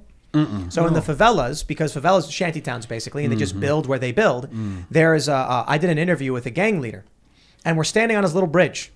And the bridge was above an open air sewer where you would see PVC pipes sticking out from where the houses are, and then just turds go and then just splatter. And then when it rains, it just washes it down into the ocean. And that's what you live next to. Yeah. And that's when you walk out your front door. That's what you're looking. You're not looking at a street. You're looking at an open air sewer system. Yeah. And I'm like, I'd love to bring you there and talk to you about poverty, about the people who don't have running water. So what they have is they have vats on their roof. When it rains, it fills up, and that's what you get to flush the toilet. So if it doesn't rain, I went to a favela. I went to a house, and I was interviewing a family, and their toilet was just stacked up with crap. And I was like, "Can I use your bathroom?" Like, yeah, it's right here. And then I'm like, "It's like above the toilet. Like, how do I use it?" And they were like, "Just pile it on." They're like, "We'll flush it when we can flush it, but we don't have any water right now." having those water collectors is luxury. I was Seriously? in Peru in the Iquitos in the Belén district, and they were just pooping in the river, and then where all the trash was, just plastic, everything. Just you could barely even see water when you look into the riverway, and then they would drink that water too. They didn't. Were never educated. You know what's funny? That's the vaccine. I talk about how chickens are smart enough not to drink water they've crapped in, but not smart enough not to crap in their water. And then I realized, like, humans aren't even that smart. They'll crap in the water and then drink it. Yeah, uneducated. It was ignorance. They didn't. But the know. chickens don't do it. Like, so Yeah. we put the water thing out, and the chickens will stand over it and they just look at you, and they're like all dumb, and they just go like, they squat and then just crap right in the water. And then you'll watch them walk up and look at it and like look around and then walk away, because they know, like, I can't drink that, but they don't realize they did it. Right. And so we make fun of them for it. And then I was watching some video about how people were in the river just crapping, and then other people were scooping water out for their drinking water. And I'm like, I guess chickens are doing a little better than us. Did you ever Should make live fun of 'em. around the world? Anywhere? I've traveled. My family's from Jamaica, so I've seen real poverty. I've been to Africa, Tanzania to be exact, and Tanzania was really dope. I actually want to bring my modern life out there. But Jamaica was different. Like even just going to my grandma's house in Jamaica was really rough. They didn't have water pressure. So like you turn it on and just like, drips, and you got to just shower with drips. So the water pressure, depending on what time of day or who's doing what, you had some water pressure. So when we went to resort, you kind of appreciate just water pressure, right? The roadways are really bad, et cetera, et cetera. But beautiful island, beautiful people, better food. The food I ate in Africa was amazing. The food I ate in Jamaica is just way more fresh than what we get here. This is the crazy thing, isn't it? That you'd think going to a poorer country, you'd get worse food. You actually get better food. It's for a very simple reason. It's simple food. Yes. So like I'm hanging out I went to Thailand, and it's not like Thailand's all that bad. I was in Bangkok, and I was with this dude, and he was like, "You want real Thai food?" And I was like, "Yeah." And we go into a neighborhood, very poor, and we walk into this like it's like the corner of the street. They just have like they pull up the shutters, and then there's tables, and then she comes out with a piece of steamed chicken and steamed rice, and that was it. And he was like, "This is Thai food," and I was like, "It's just steamed chicken and rice. I get this anywhere." And he's like, "That's what food is." Yeah. I went to Brazil, and when you go to the poorer areas, they eat steak. You come to America, and what do you get? Some kind of styrofoam bun with some weird ammonia processed burger. And it's like we're eating weird garbage, but you go to poor areas and they're like, "Oh, it's a steak." It's fresh too. Yeah. We just killed it like 2 minutes ago. Yep. Yeah. Because they don't have the freezers, they don't have the transport. So it's like you have the animal off the farm, you got to kill it, cook it, eat it. Yeah. I always said if I was going to be homeless, I would probably move to Miami because you can just eat fresh daily, right? You catch your little fish, throw your little fire together. You got good weather. Coconuts everywhere. Coconuts everywhere. Coconut is amazing. Dude, coconuts for the win. Yeah. Especially with the economy looking like it's I'm not giving you financial advice, but an investment in coconuts is not the worst thing you could do. I watched Coconut a oil, video. coconut water. I watched a video where a dude took a coconut and he cut it perfectly and then pried the ends off and pulled the perfect white coconut meat with the water all in it, jiggling, and put it in a bowl. It was a viral video. That sounds like the best thing ever. Yeah. When I lived in Brooklyn years ago, there was this guy who was dressed in like a safari outfit with a machete, and he had fresh sugarcane, coconut, and melon. And he would take the thing and machete, and he would chop the coconut, pour it in, scoop the coconut meat. Then he would press the sugarcane right in front of you, all the sugarcane juice, and then he would throw melon in, blend it up. And I was like, that is breakfast. You ever had sugarcane juice before? No. Sugarcane juice? Sugarcane juice? I chewed on sugarcane. Not quite. Not sugar. You had sugarcane juice. Yeah, man. Bro. Amazing. Sugarcane juice is the best juice on the planet. It's actually called sugar cane. That's it's a Yes. fibrous plant. Yeah, and then Yes. they put it in this expeller press. Yes. And so it gets smashed through, and then all the juice just pours And they just soak it and then smash it. It was good. I don't know what they do, dog. All I know is I had it twice. I want to say twice. In Jamaica, I had it regularly, but that was when I was a child, right? So I didn't remember. And then last time I was an adult, I went to Africa, I went to Tanzania, and dude said, I got sugarcane juice. I said, no, you don't. He said, yes, I do. And yeah, but so you get a limited amount because, he's only bring a certain amount of sugarcane with him. Man, I was drinking that stuff. It's not probably good for you because it's like pure sugar. Yeah. Yeah, but the rest of the time they're having such wholesome food that it doesn't even matter. Right. I want to know, zebra. It's fresh. do you think that, where have you been in Africa? Tanzania, just Tanzania. Okay. Yeah. Do you think maybe they're happier than Americans? I'm going to tell you this. I hung out with the natives and I was jealous. Okay. They are homeless, I guess you can say, but they ate better than me, right? Like I sat down and I had a fresh fish, but I probably paid $20 for it.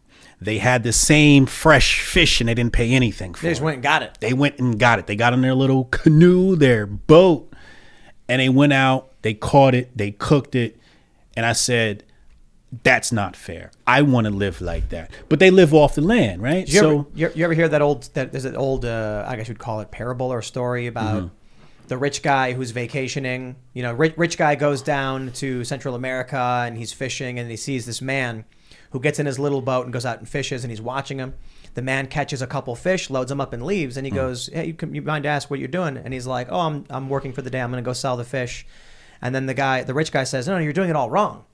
You could stay out here for another couple hours, catch twice as many fish, sell it, save up, buy a bigger boat. And the guy goes, oh, and then what do I do? And he goes, He's like, or no, I'm sorry, I'm ruining the story, but he basically says like, what are you doing? The little guy says, I caught some fish.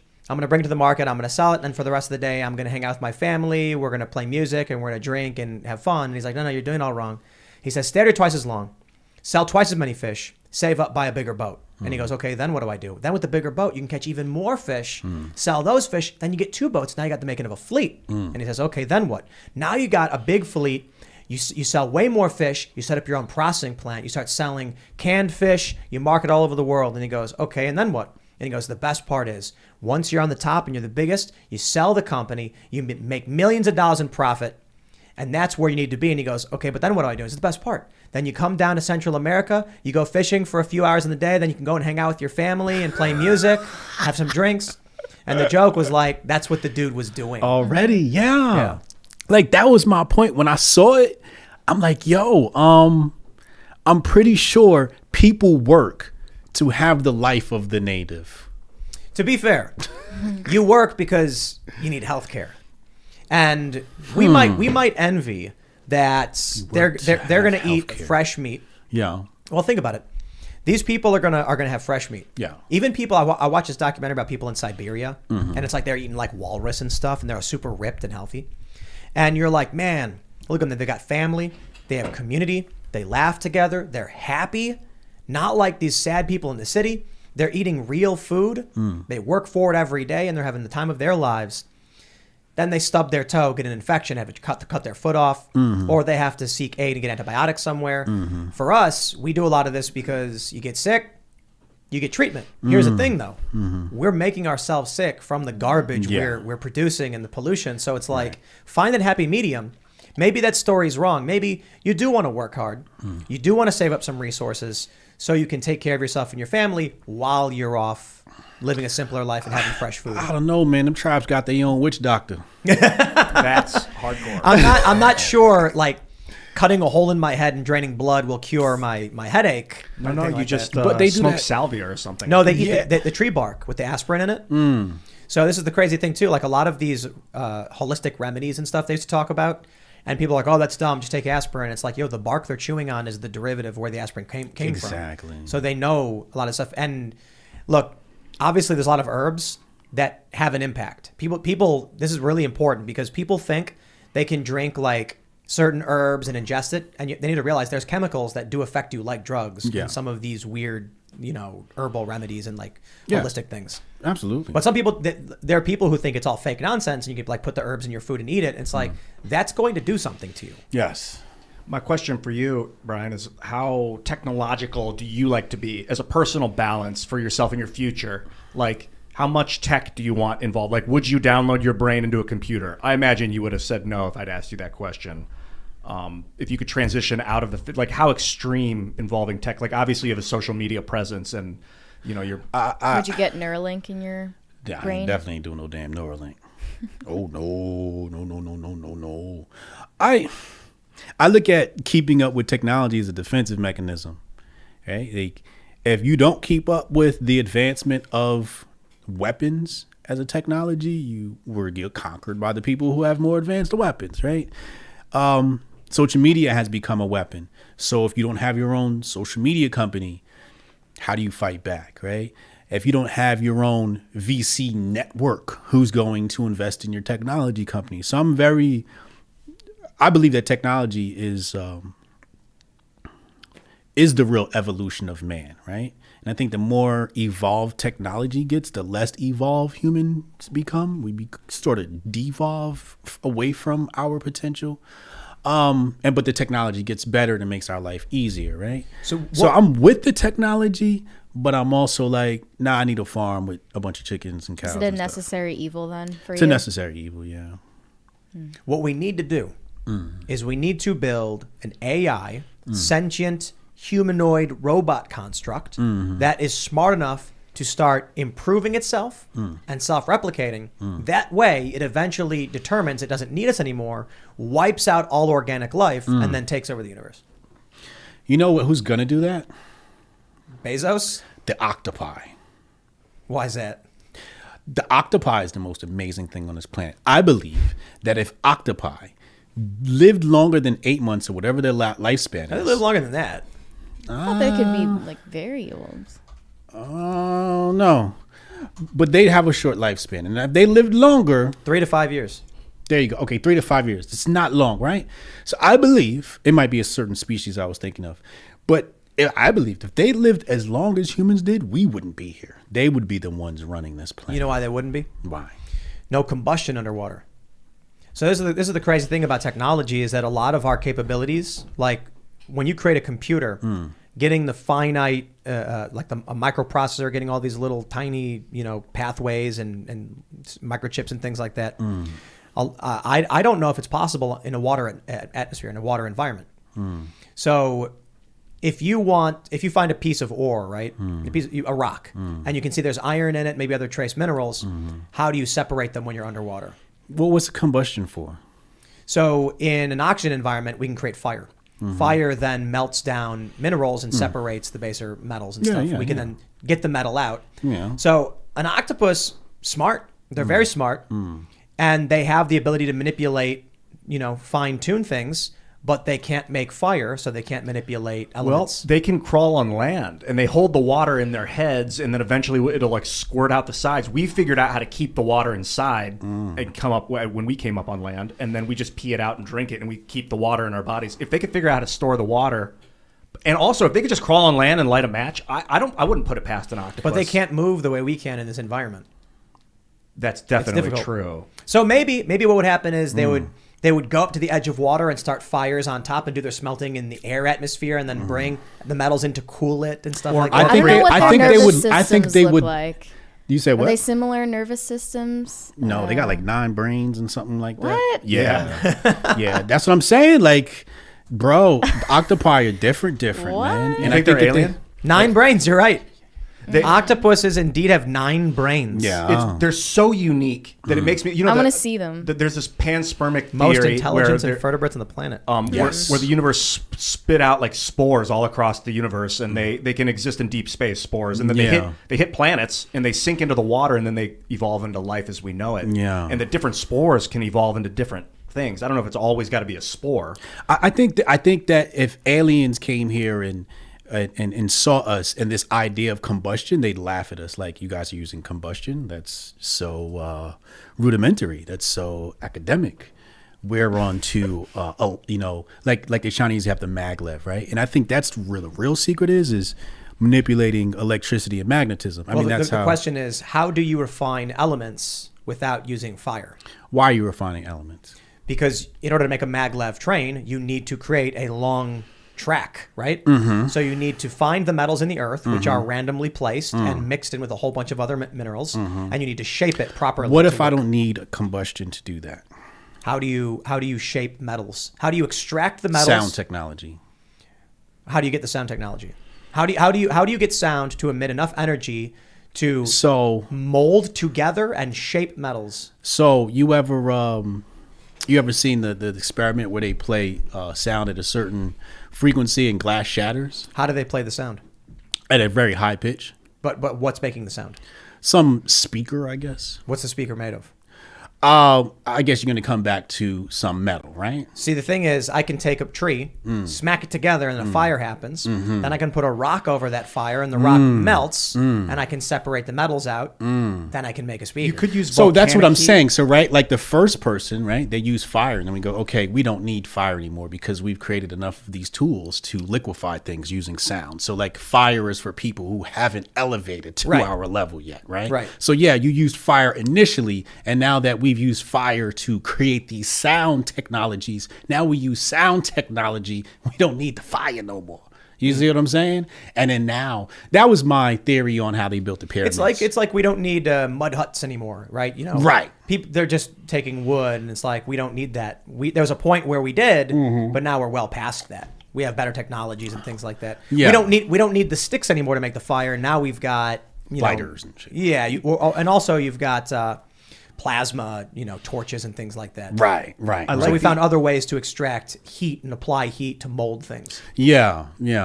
Like acoustic levitation. Have you studied that? Where you can vibrate something at a certain frequency, it starts to levitates. like water. They'll do that in a field. Yeah. That's why I think the pyramids were built. The pyramids were capped with gold. I wonder if lightning was hitting. They were like lightning rods, and they were catching it with water inside, and then charging the water and creating a large battery. It doesn't make sense. How so? Why would you think that did? How would you hold the charge of electricity in water?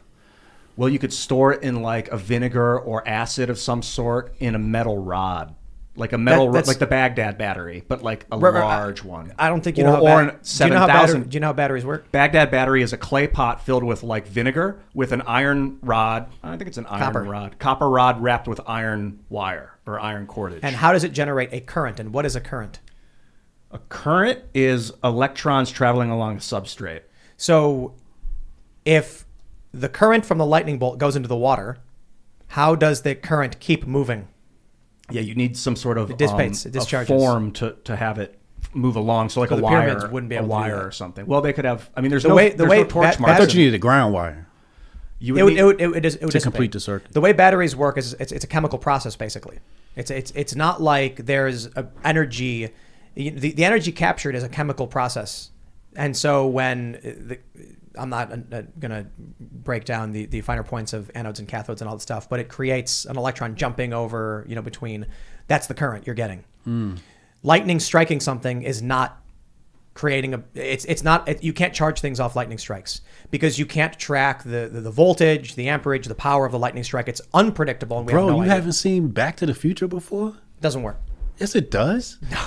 Doc just went back into outer space, bro. Went back in time. So when you do you know Back to the Future? Yeah. Oh, okay. When you're charging a battery, you're reversing the chemical process, and it has to be precise. We need to know how many amps there are. So like when we're hooking up the trailer, it's a 50 amp outlet, and then it's like you've got if you've ever gone to like European countries and you're looking at the outlet on the wall. The weirdest thing about Europe is they have American power outlets that are like 120 volts or whatever. Just for like shavers, I guess. But you can plug your stuff and it works. I charge my phone off it. Anyway, point is, that wouldn't work. But the other thing too is, if you believe in modern history, we know how the pyramids were built. There's inner chambers. They would slide the blocks from the inside, and they would drop them one at a time, going up and then slowly going higher and higher. I guess the question is, how did they move the blocks, dragging them in water? The moving isn't the hard part. Well, yeah, water channels, but also they said floated they could, them. The lack of mortar is the mystery. Well, no, they just drop into place. What do you mean? But it's so like keenly cut. Like when they talk about like you can't even fit a paper through, they're still trying to figure out how can you put the bricks together. So precise. They might have had like a metal shaving unit that was electric, tapped to a Baghdad battery. They would just like hits it like and they get the chisel real fine flat layers. I don't think it's that complicated. You take a look at you ever see those statues in like ancient Rome or whatever, and it's like a woman, she has a fishing net on her, and the detail is so perfect, you'd assume she saw Medusa or something. Like how did they do the fishing net so perfectly? Yeah, because they just know how to cut away at stuff and take water on a rag and just smooth things out. And it took a lot of work and took a lot of time. But the question is, why are there so many pyramids? It was the easiest thing to engineer, stacking blocks on top of each other. And then all you got to do is smooth them out. That's not hard. You rub two rocks together, they're going to start smoothing out. Yeah, and then you just ordinary human ingenuity. You know what I love? The like absolute racism of ancient aliens. Because they go to Central America and they're like, how could this giant rock have been moved? And then you see like the ancient cultures and they're like, well, we can move the rocks. No. Aliens did it. Certainly these humans could not have figured out how to move giant rocks. Yeah, I don't jump to conclusions, and I'm pretty skeptical. But when I look at like Roman technology, you're talking about the fineness of the crafting. Then you see all their marble is all white. And it's like, okay, they didn't just build white statues. They painted that stuff, but the paint wore off. So what else is worn away that we don't see? Yeah. This is like, I don't normally go down these roads because I don't know, but I imagine that just assuming that they did it with stones and pieces of copper is kind of like, we know they had batteries. There's no fire marks in the pyramids. They didn't use torches in there. So they were using something to light that. It's not fire. And there are weird pictures that appear to show like an object with like beams of light coming out of it. Yeah, the arc might have been a battery, like a large Baghdad battery. And they said if you touched it, it would like hurt you. So it might have just been a massive current running through Well, the thing. Ian, obviously that was ancient alien technology that was left behind that humans accidentally discovered. Yeah. Clearly. Yeah. It's formed by the Biden administration. That's right. Yeah. See, Biden's actually a 5,000-year-old lizard That makes sense. No, he's an octopus. from the moon. The moon. Right, he's an octopus. Brain The moon is actually the arc, and that's why it's always facing the Earth. Filled with vinegar. That proves it. Filled with vinegar. You know about the moon people? No, what about the moon people? There's people on the Tell moon. me about the moon people. There's people on the moon, man. Told us not to come back, man. No. Yeah. That's why nobody has been able to do anything remotely successful with the moon. Have you guys seen that movie Moonfall? I meant to watch it on a flight. How was that? It's really dumb. Is it? That's why I didn't watch it. I'm like, it's probably going to be like, stupid. Yeah, it's really dumb. You know, I'm going to spoil it. Spoiler alert for people. Seriously, you don't want to hear this if you plan on seeing the movie because it's a big spoiler. All right, 5, 4, 3, 2, 1. The moon is the arc.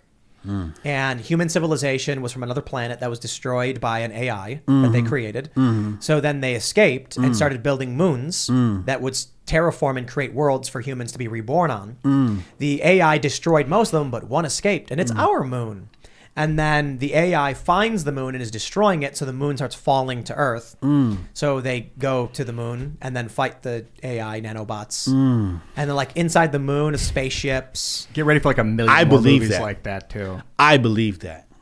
You know what's weird? I believe that is closer to the truth than the pyramids were built by aliens, right? Because they said moon's that an arc? they say the moon's hollow, right? If you ping it or Yeah, something, I've they heard say that. it's hollow. So it's a spaceship. I know that. For That's sure. what they think. And Yes. so the idea is the reason it looks rocky and everything is because over, the billions of years, it's collected dust that's piled up. And so, like, the idea in the movie was that the moon was a spaceship that that gathered mass and then created Earth and then seeded life on it and then eventually seeded human life on it. And then over billions of years, this giant metal sphere got covered with dust and then pelted with rocks and Yes. looks like it's covered in rocks. Yeah. One of my ancestors has a face on the moon. Did you see that? Did you see the face on the moon? Yeah. Yeah. That's a long time ago. That was your buddy. that was one of my Oh, yeah. ancestors. Oh, Yeah. that's cool. Yeah. We're Like they just put their face like right in the dust and then came back up and. no. It's actually the opposite. One of my ancestors was buried on the moon. He was a giant, and his face is like sticking out of it. If you Google "face on the moon," you'll see his face pop up, and he looks just like me. Because there's no wind erosion, so it just stays. Yeah, it's just there. Yeah. What gets me is how all these planets have That- moons, but we have the moon. Like we have the moon. Yeah. See, there it goes. That's the face moon. That's one of my ancestors. It's not a very normal moon. This? Yeah. Or this guy large. right here? No, not that. Not that guy.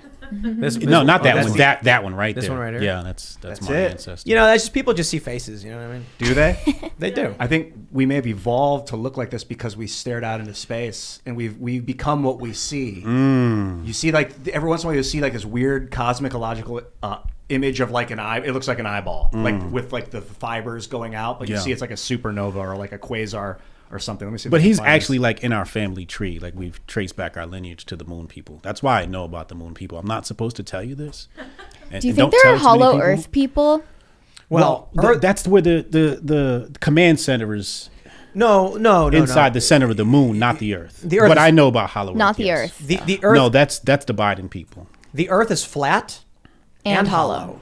like a donut, and in the middle is where the Illuminati is. Dude, it's the Helix Nebula. You got to look this. What to is get this? It's called the Helix Nebula.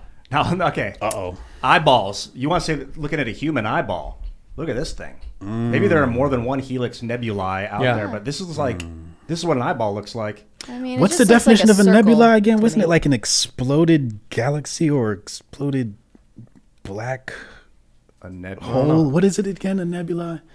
Planetary nebula, Yeah, double what's- helix nebula. Distinct Wow. body of interstellar Nebulae. clouds. Is it post-explosion or Ionized pre-explosion? gas ejected from a red giant star. Yes. Okay. Yes. So it's post-explosion. To answer your question, Mary, yeah, I think there are people living in the hollow Earth. I think that Earth, because there's this planet Thea, this theory that like I don't know, it was 4 billion years ago, and when they're basically when the solar system was formed, all the sun ejaculated all this rock and just spit like 28 planetoids out. They started smashing into each other. One of them went through Earth, came out the other end, and cooled down and became the moon. But if that really happened and a planet collided with us, then we're not solid on the inside. There's going to be fractures and rips and openings and tears. So to say that there's no life down there would be insane. An insane In the bold interior claim. of the Earth. Yeah. Whether or not it's humans, I don't Aren't personally they called think. something? I forget what they're Dinosaurs. The What? conspiracy theory is that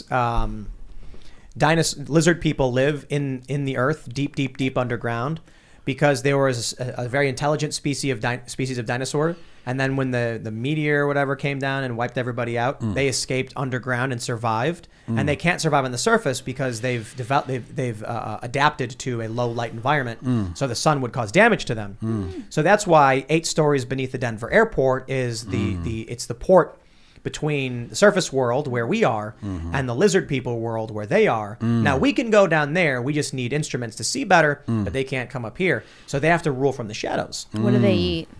I don't know. Psilocybin. That's why they're so intelligent. So let me get this straight. There are lizard people 8 stories beneath the earth, and they only eat mushrooms. And they're Only, just I don't know. tripping. You don't have much hunger when you're on mushrooms. They- Some people said- do think there are feral cannibals living in our national parks. Yo, you know Like people live eating underground in New York? This is a true story. So the lizard stuff, obviously, I'm screwing around.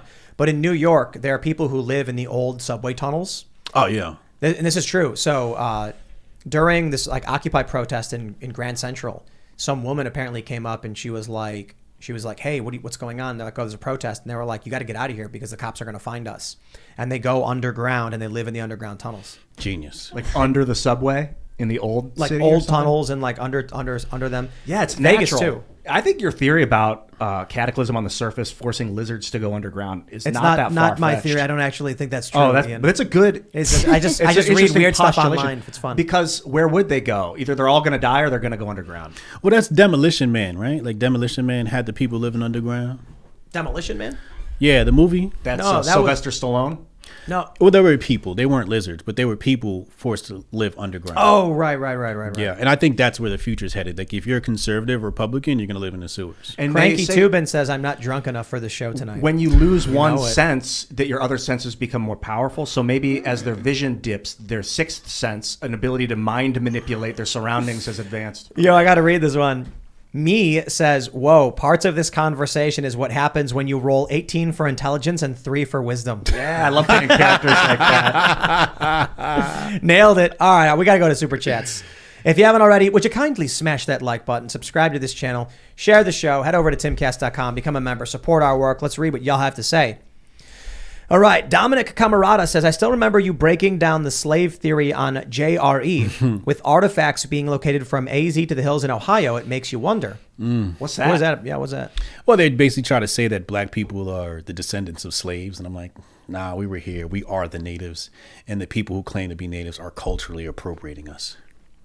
What is that? Like Native Americans? Yeah, the Native Americans are black people from Africa. Like the Atlantis culture, their skin would have been darker toned because they had so much sun. I mean, North African culture, they could have easily populated the Americas. Yeah, I mean, all you got to do is read the letter from from Christopher Columbus to D. Saint Angel, and he'll tell you all about it. All right. Ginger Jack says, Tim, are you still opening that comic game store? I need a venue that won't pull authoritarian nonsense on me so I can run a D&D game or vampire LARP to network in Best Virginia before moving. We found a building. We're going to open a skate shop, venue, game store. So we're going to have skate stuff. We're going to have all the stuff you'll need. Probably it's even big enough to actually have an area to skate. So maybe in the winter, there's like a ledge and a rail. Sign a waiver, pay a couple bucks, come in, hang out, have fun. But then we're also going to have gaming, cards, probably do Magic, Yu-Gi-Oh, what else, Pokemon, whatever. Vampire the Masquerade, he was saying. You guys ever play that one? Oh, yeah, Did you yeah. ever D&D? D&D. I played things like it. What are your favorite character types to play? Let's see. Mutants. I like mutants. Did you play Aberrant?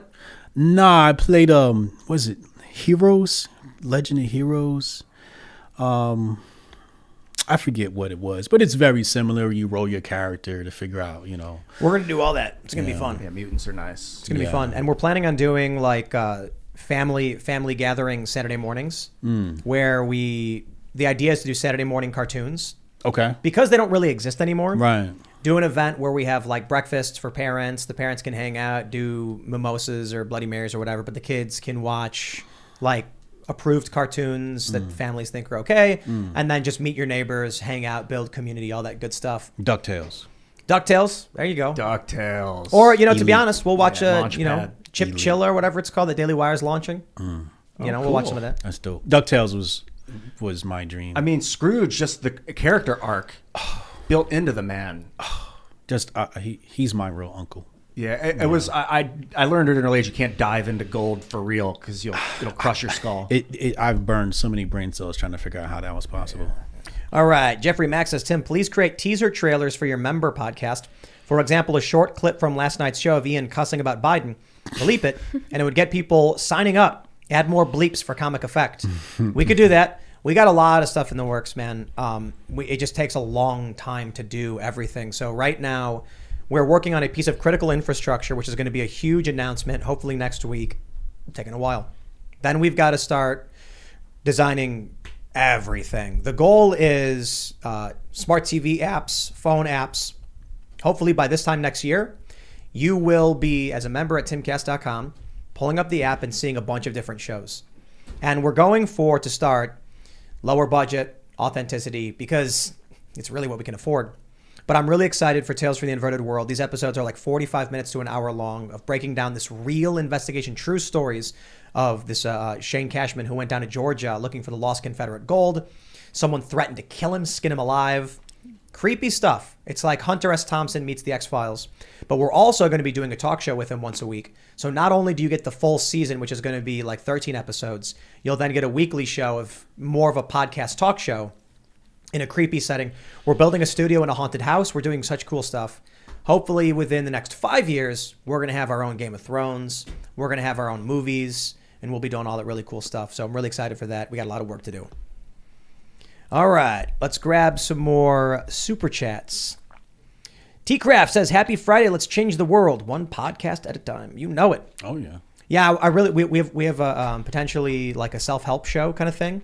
We got some cool stuff in the works, man. It's gonna be fun. You guys know what kymatics are? No, what's that? Cymatics? Yeah, cymatics. Yeah. It's how sound. What they'll do is they'll put like salt on a vibrating membrane, and then they'll change the frequency of the vibration, and then you'll see the salt will like change form. There's videos of it on YouTube. It's really cool. And I was talking to Ben Stewart, and I was like, I had a horrible depression from like 2009 to 2017. He was like, maybe it's like kymatics. Like as a human species, we were in that state of chaos, and we still may be coming out of it and kind of reforming. Talking about changing the world with a podcast. Yeah, Emoto Masaru Emoto, he was one of the pioneers in some of the cymatic work. Oh, cool. We talked about that guy last week, I think. Yeah. All right, we got DV Velasco says, hi, Tim from Arizona. Just became a member yesterday. Had to hear the after hours segment with Carrie Lake, for whom I'm voting for governor. Love the show. Great guests and discussions. If you guys should check this one out. Carrie Lake, we talked about the election. We talked about 2020. We talked about what she wants to do and what she thinks happened. And if you want to hear about all that, timcast.com. It is up right now on the homepage. Check it out. Check it out. Become a member. I really want to, I'll say this. The more shows we produce, the less money we make per show, right? Obviously, it costs money to put a video up and have you watch it. And if we give, 50 shows for $10 a month, the same thing, then we're spending way more money to deliver content. We're making way less. But hopefully, more people then sign up, and we can keep expanding and expanding. The margins get smaller and smaller, but volume increases, so you eventually make more money. And then the goal ultimately for me, what I want to see is good content, fun shows, honest conversations, and pushing back on how the corporate culture has started expanding, how wokeness has infected everything. The Daily Wire is doing their thing as well, so I'm a huge fan. We have a slightly different corporate culture and vibe than they do, but we agree on a ton, so there's a huge overlap. So I'm, similar to what they're doing, but with a different style, as it were. So, all right, let's read some more. Ness B says, Hotep Jesus needs to bring Uncle Hotep with him next time. You guys rock. Oh, thank you. Yeah, we got to do that. Absolutely. That's the homie. Shout out to Uncle Hotep. All right, Sergeant Mango Garcia says, I normally listen to Friday's show on Mondays. Got on just to leave this super chat. Factory fires are common. Catastrophic damage that impacts production is not common. Small fires are often put out before things get bad. Interesting. They probably have massive protocol in those facilities for that too. That are probably hard to miss. Pardaxilus says Mary is an all-star. Keep her on IRL. Thank you very much. Well, we'll have her on every so often. You know, she got to host her own show. Got pop culture crisis to deal with. Michael says, Tim, Joe Biden may be on meth. You can be prescribed methamphetamine under the brand name Desoxin. Is that true? I'm gonna look that up. Look that up. Ian, pull that up. Desoxin oral. What is it? What's the chemical composition? Is it meth? Yeah. Well, it says so. Reddit says it is. Yeah, ADHD medicine. Oh yeah, Reddit definitely. All right. Beastly Devil says, Tim, I just watched a reaction channel watching the season finale of The Boys, and they were reeling over the final minutes of said finale as it conflates the crowd's behavior to a MAGA crowd. Yo, have you guys watched The Boys? I have not. Yes, I've seen a little bit. Of I loved the ending of the last episode. Should I spoil it? Yeah. All right, I'm going to spoil it. Heads up, I am going to spoil it. Warning, warning, warning. I'm trying to be as nice as possible. Spoiler alert for the last episode of The Boys. All right, now, you know what it's about, right? No. So it's like, it's supposed to be a mockery of superhero shows. Not really a mockery, but like it's a more real version of what superheroes would be like reality. And so it's basically the Justice League. Homelander, he's basically Superman. He's got laser vision, he can fly. The Deep is basically Aquaman. And Maeve is basically Wonder Woman. But they're all just like such awful people. So Homelander, they basically made into Trump. So they decided to just roll with it. He was like dating a Nazi, and it's really dumb. But the end of you guys, spoiler alert, mute it because here it comes. What's happened is at the Homelander accuses Starlight, another superhero, of trafficking children, and they make it sound like, you know, Hillary and he's Trump. But like he's lying to you, and they have a guy as a TV show. It's basically Tucker Carlson, and they're like, it's all lies. And then you end up with a Me Too crowd who are like, save Maeve, Me Too, hashtag Me Too, and then a bunch of people saying like, you know, shut up snowflake signs, and that like they're big into Homelander. In the end, Homelander, spoiler, here comes. Homelander is introducing his son to the crowd of the Patriots or whatever they call it. He calls them his Patriots or whatever.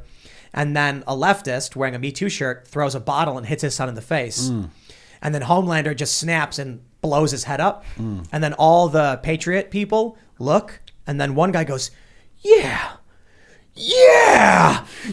And they'll go, yeah. And they'll start cheering for him having murdered a leftist. And I just thought it was hilarious. I was Oh like, my God, that's on TV. that's on TV. These people are just like, the show was trying to emulate what's going on now. In a self-aware way? No. I mean, it is actually kind of funny the way they depict everything, but they really do try to make Trump the bad guy. But like, they then jump way beyond where we are now, showing the Trumpian character just murdering a leftist activist, like in cold blood in front of everyone, and they cheer for it. And I'm just like, yo, these people lost their minds. This is crazy. If you could I have think one it's funny. superpower, what would you have? Oh, I don't know, man. Define what you mean by one superpower. You only get one. You don't get two. Like, you can't fly and shoot lasers Doctor out of your Strange. eyes. Oh, I love Doctor Strange. But see, he can do That's a everything. lot of power. That's cheating. Exactly. Yeah. No, he's one superhero, and his power is the mystic arts. I would take stop that. I'd do time. Other than myself. Exactly. If I could That's the stop- perfect one. Time manipulation? Yeah. Nah, that makes no sense because I already thought like a million things in that moment when you paused because I stopped you for a second. That's what See, the he thing is- paused. He Did you has see that? all the responses. so what happens when you move with time stopped? Well, like How is- Quicksilver, it's you can never truly stop time. I can only slow You would time. disintegrate then. I would slow everything else to a very, very small. and then you would disintegrate. No, I'd move through it like a slipstream. That would be the name of my hero too. Slipstream. And then what would you do with that? Move people around, save people, go places. They would explode. What would you do with Why Biden? would they explode? Friction. No, but Do you know I why wouldn't things- because I can slip through it. So- But so- other people right. would So- if they tried. If you were super fast like Quicksilver or the Flash, and you walked up to someone and moved their arm, you would see their skin would stay. There's atmospheric friction.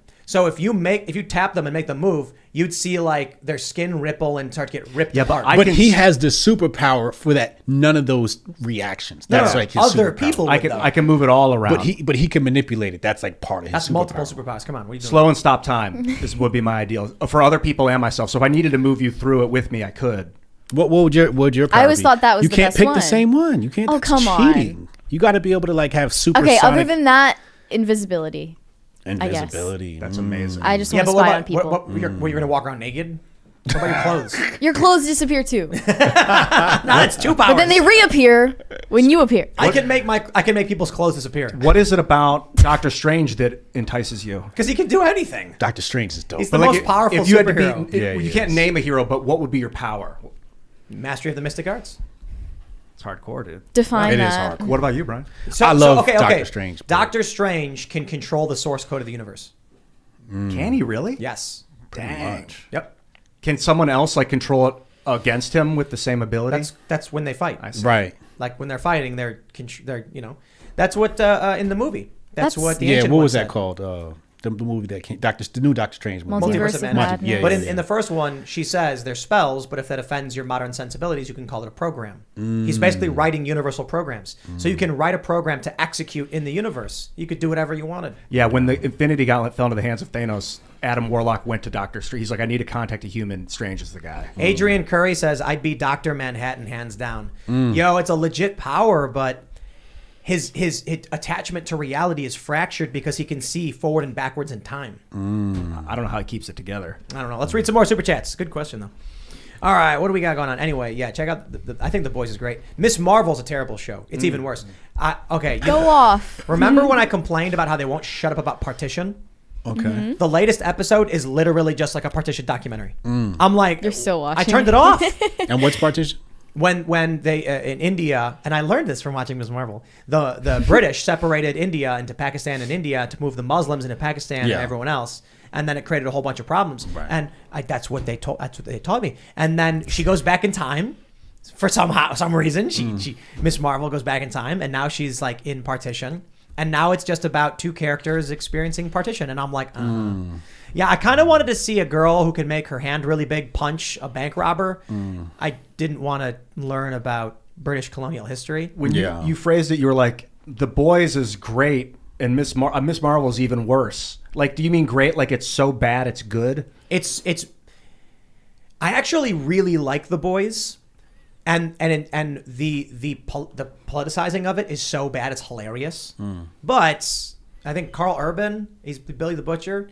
He's a great character. Oh yeah, he's from Star Trek, from that Star Trek movie. He was in Lord of the Rings. He's a bunch of Urban, things. yeah. Yeah, so I just thought that like The Boys is good. It's worth watching.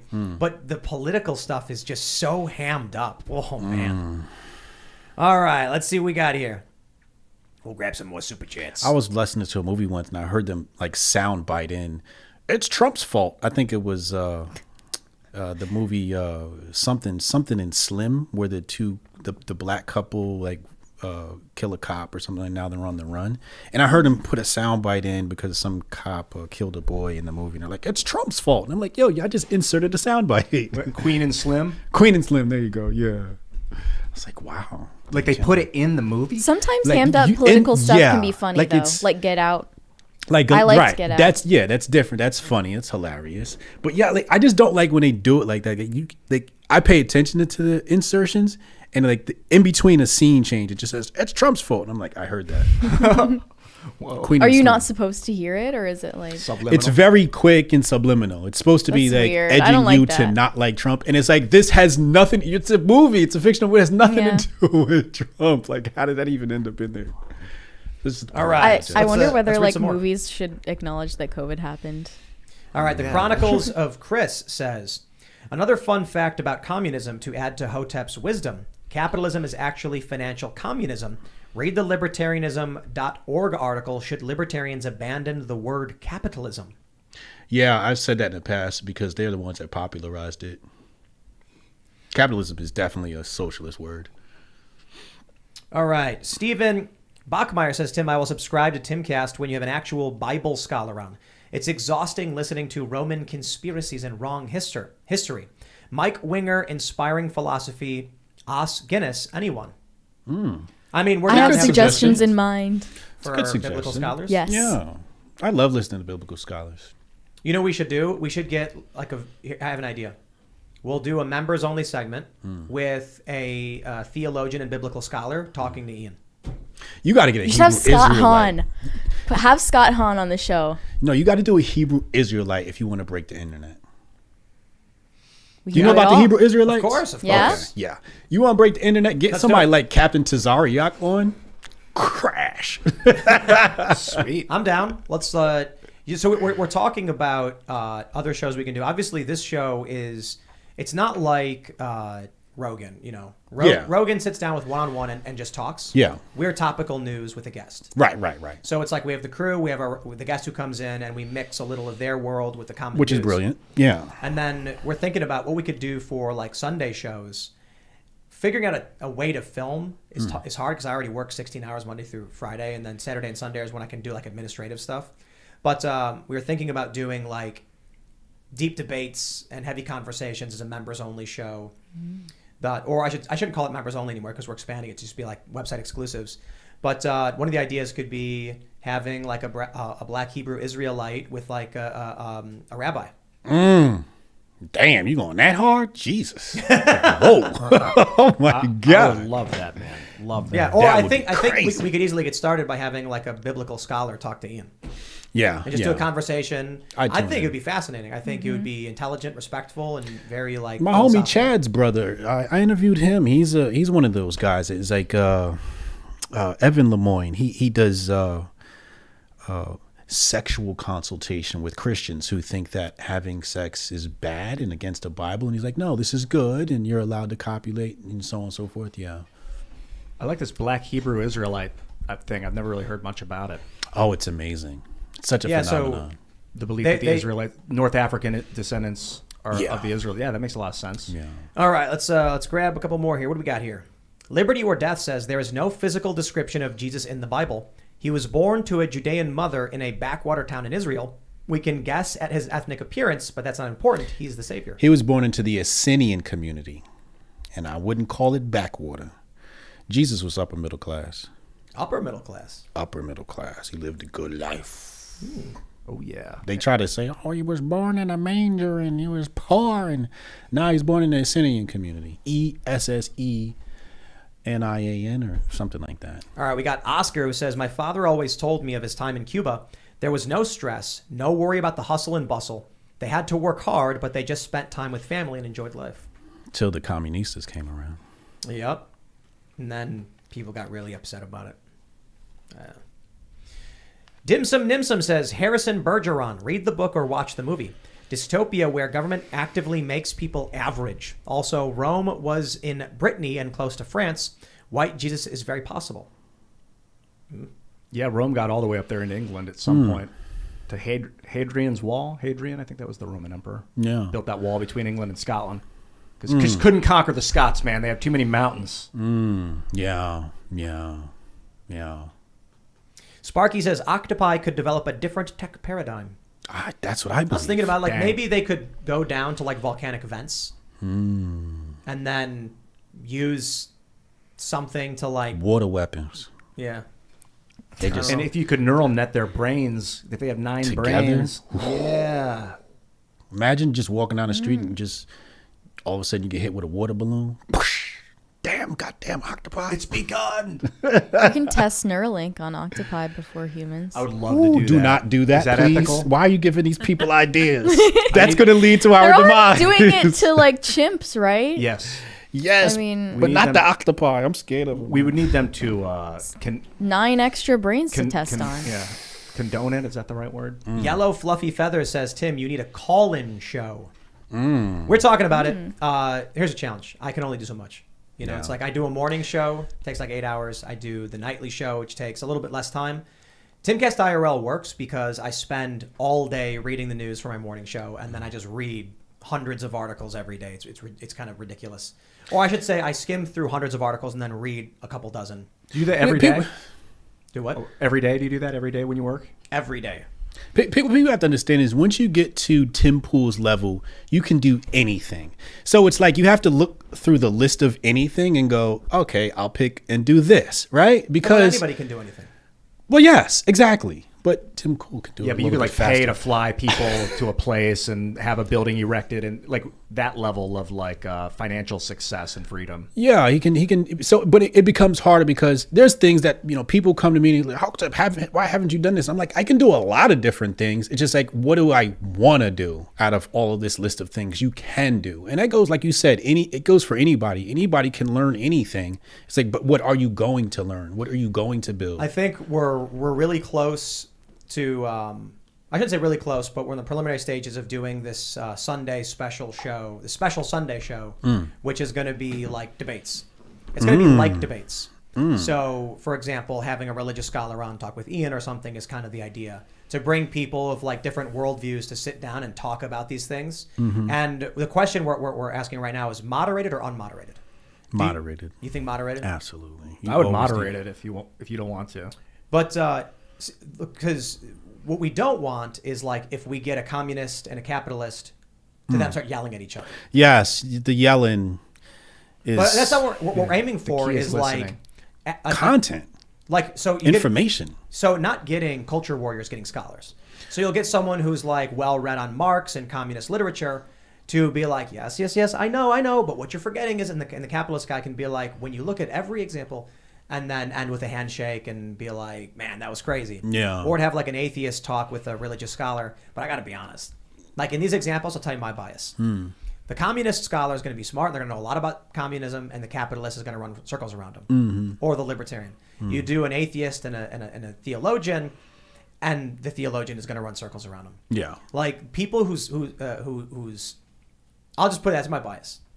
Based on the things I've read.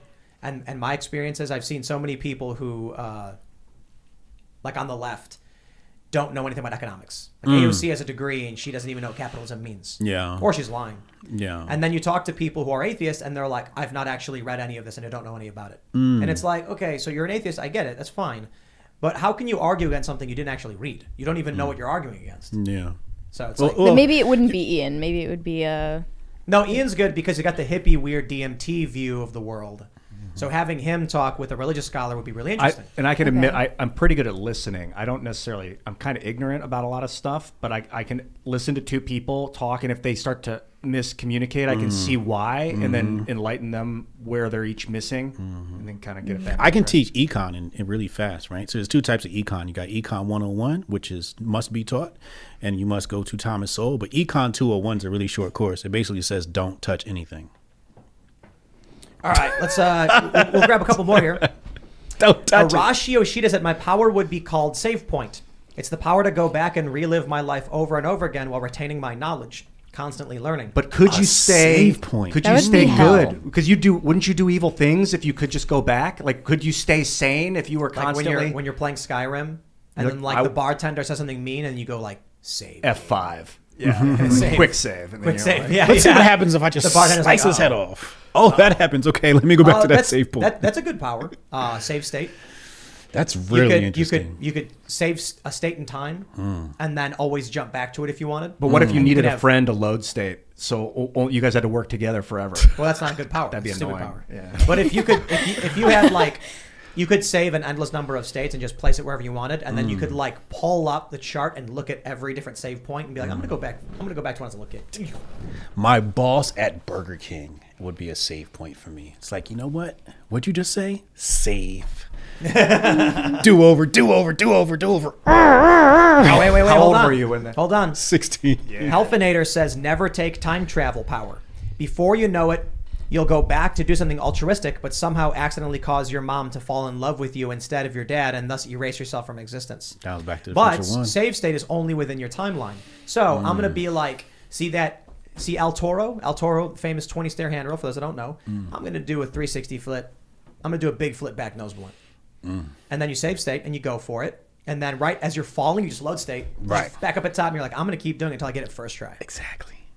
Adrian Curry says, you could save your loved ones from cancer with a save point. You'd know it was coming to warn them. And they develop a stronger kind of cancer.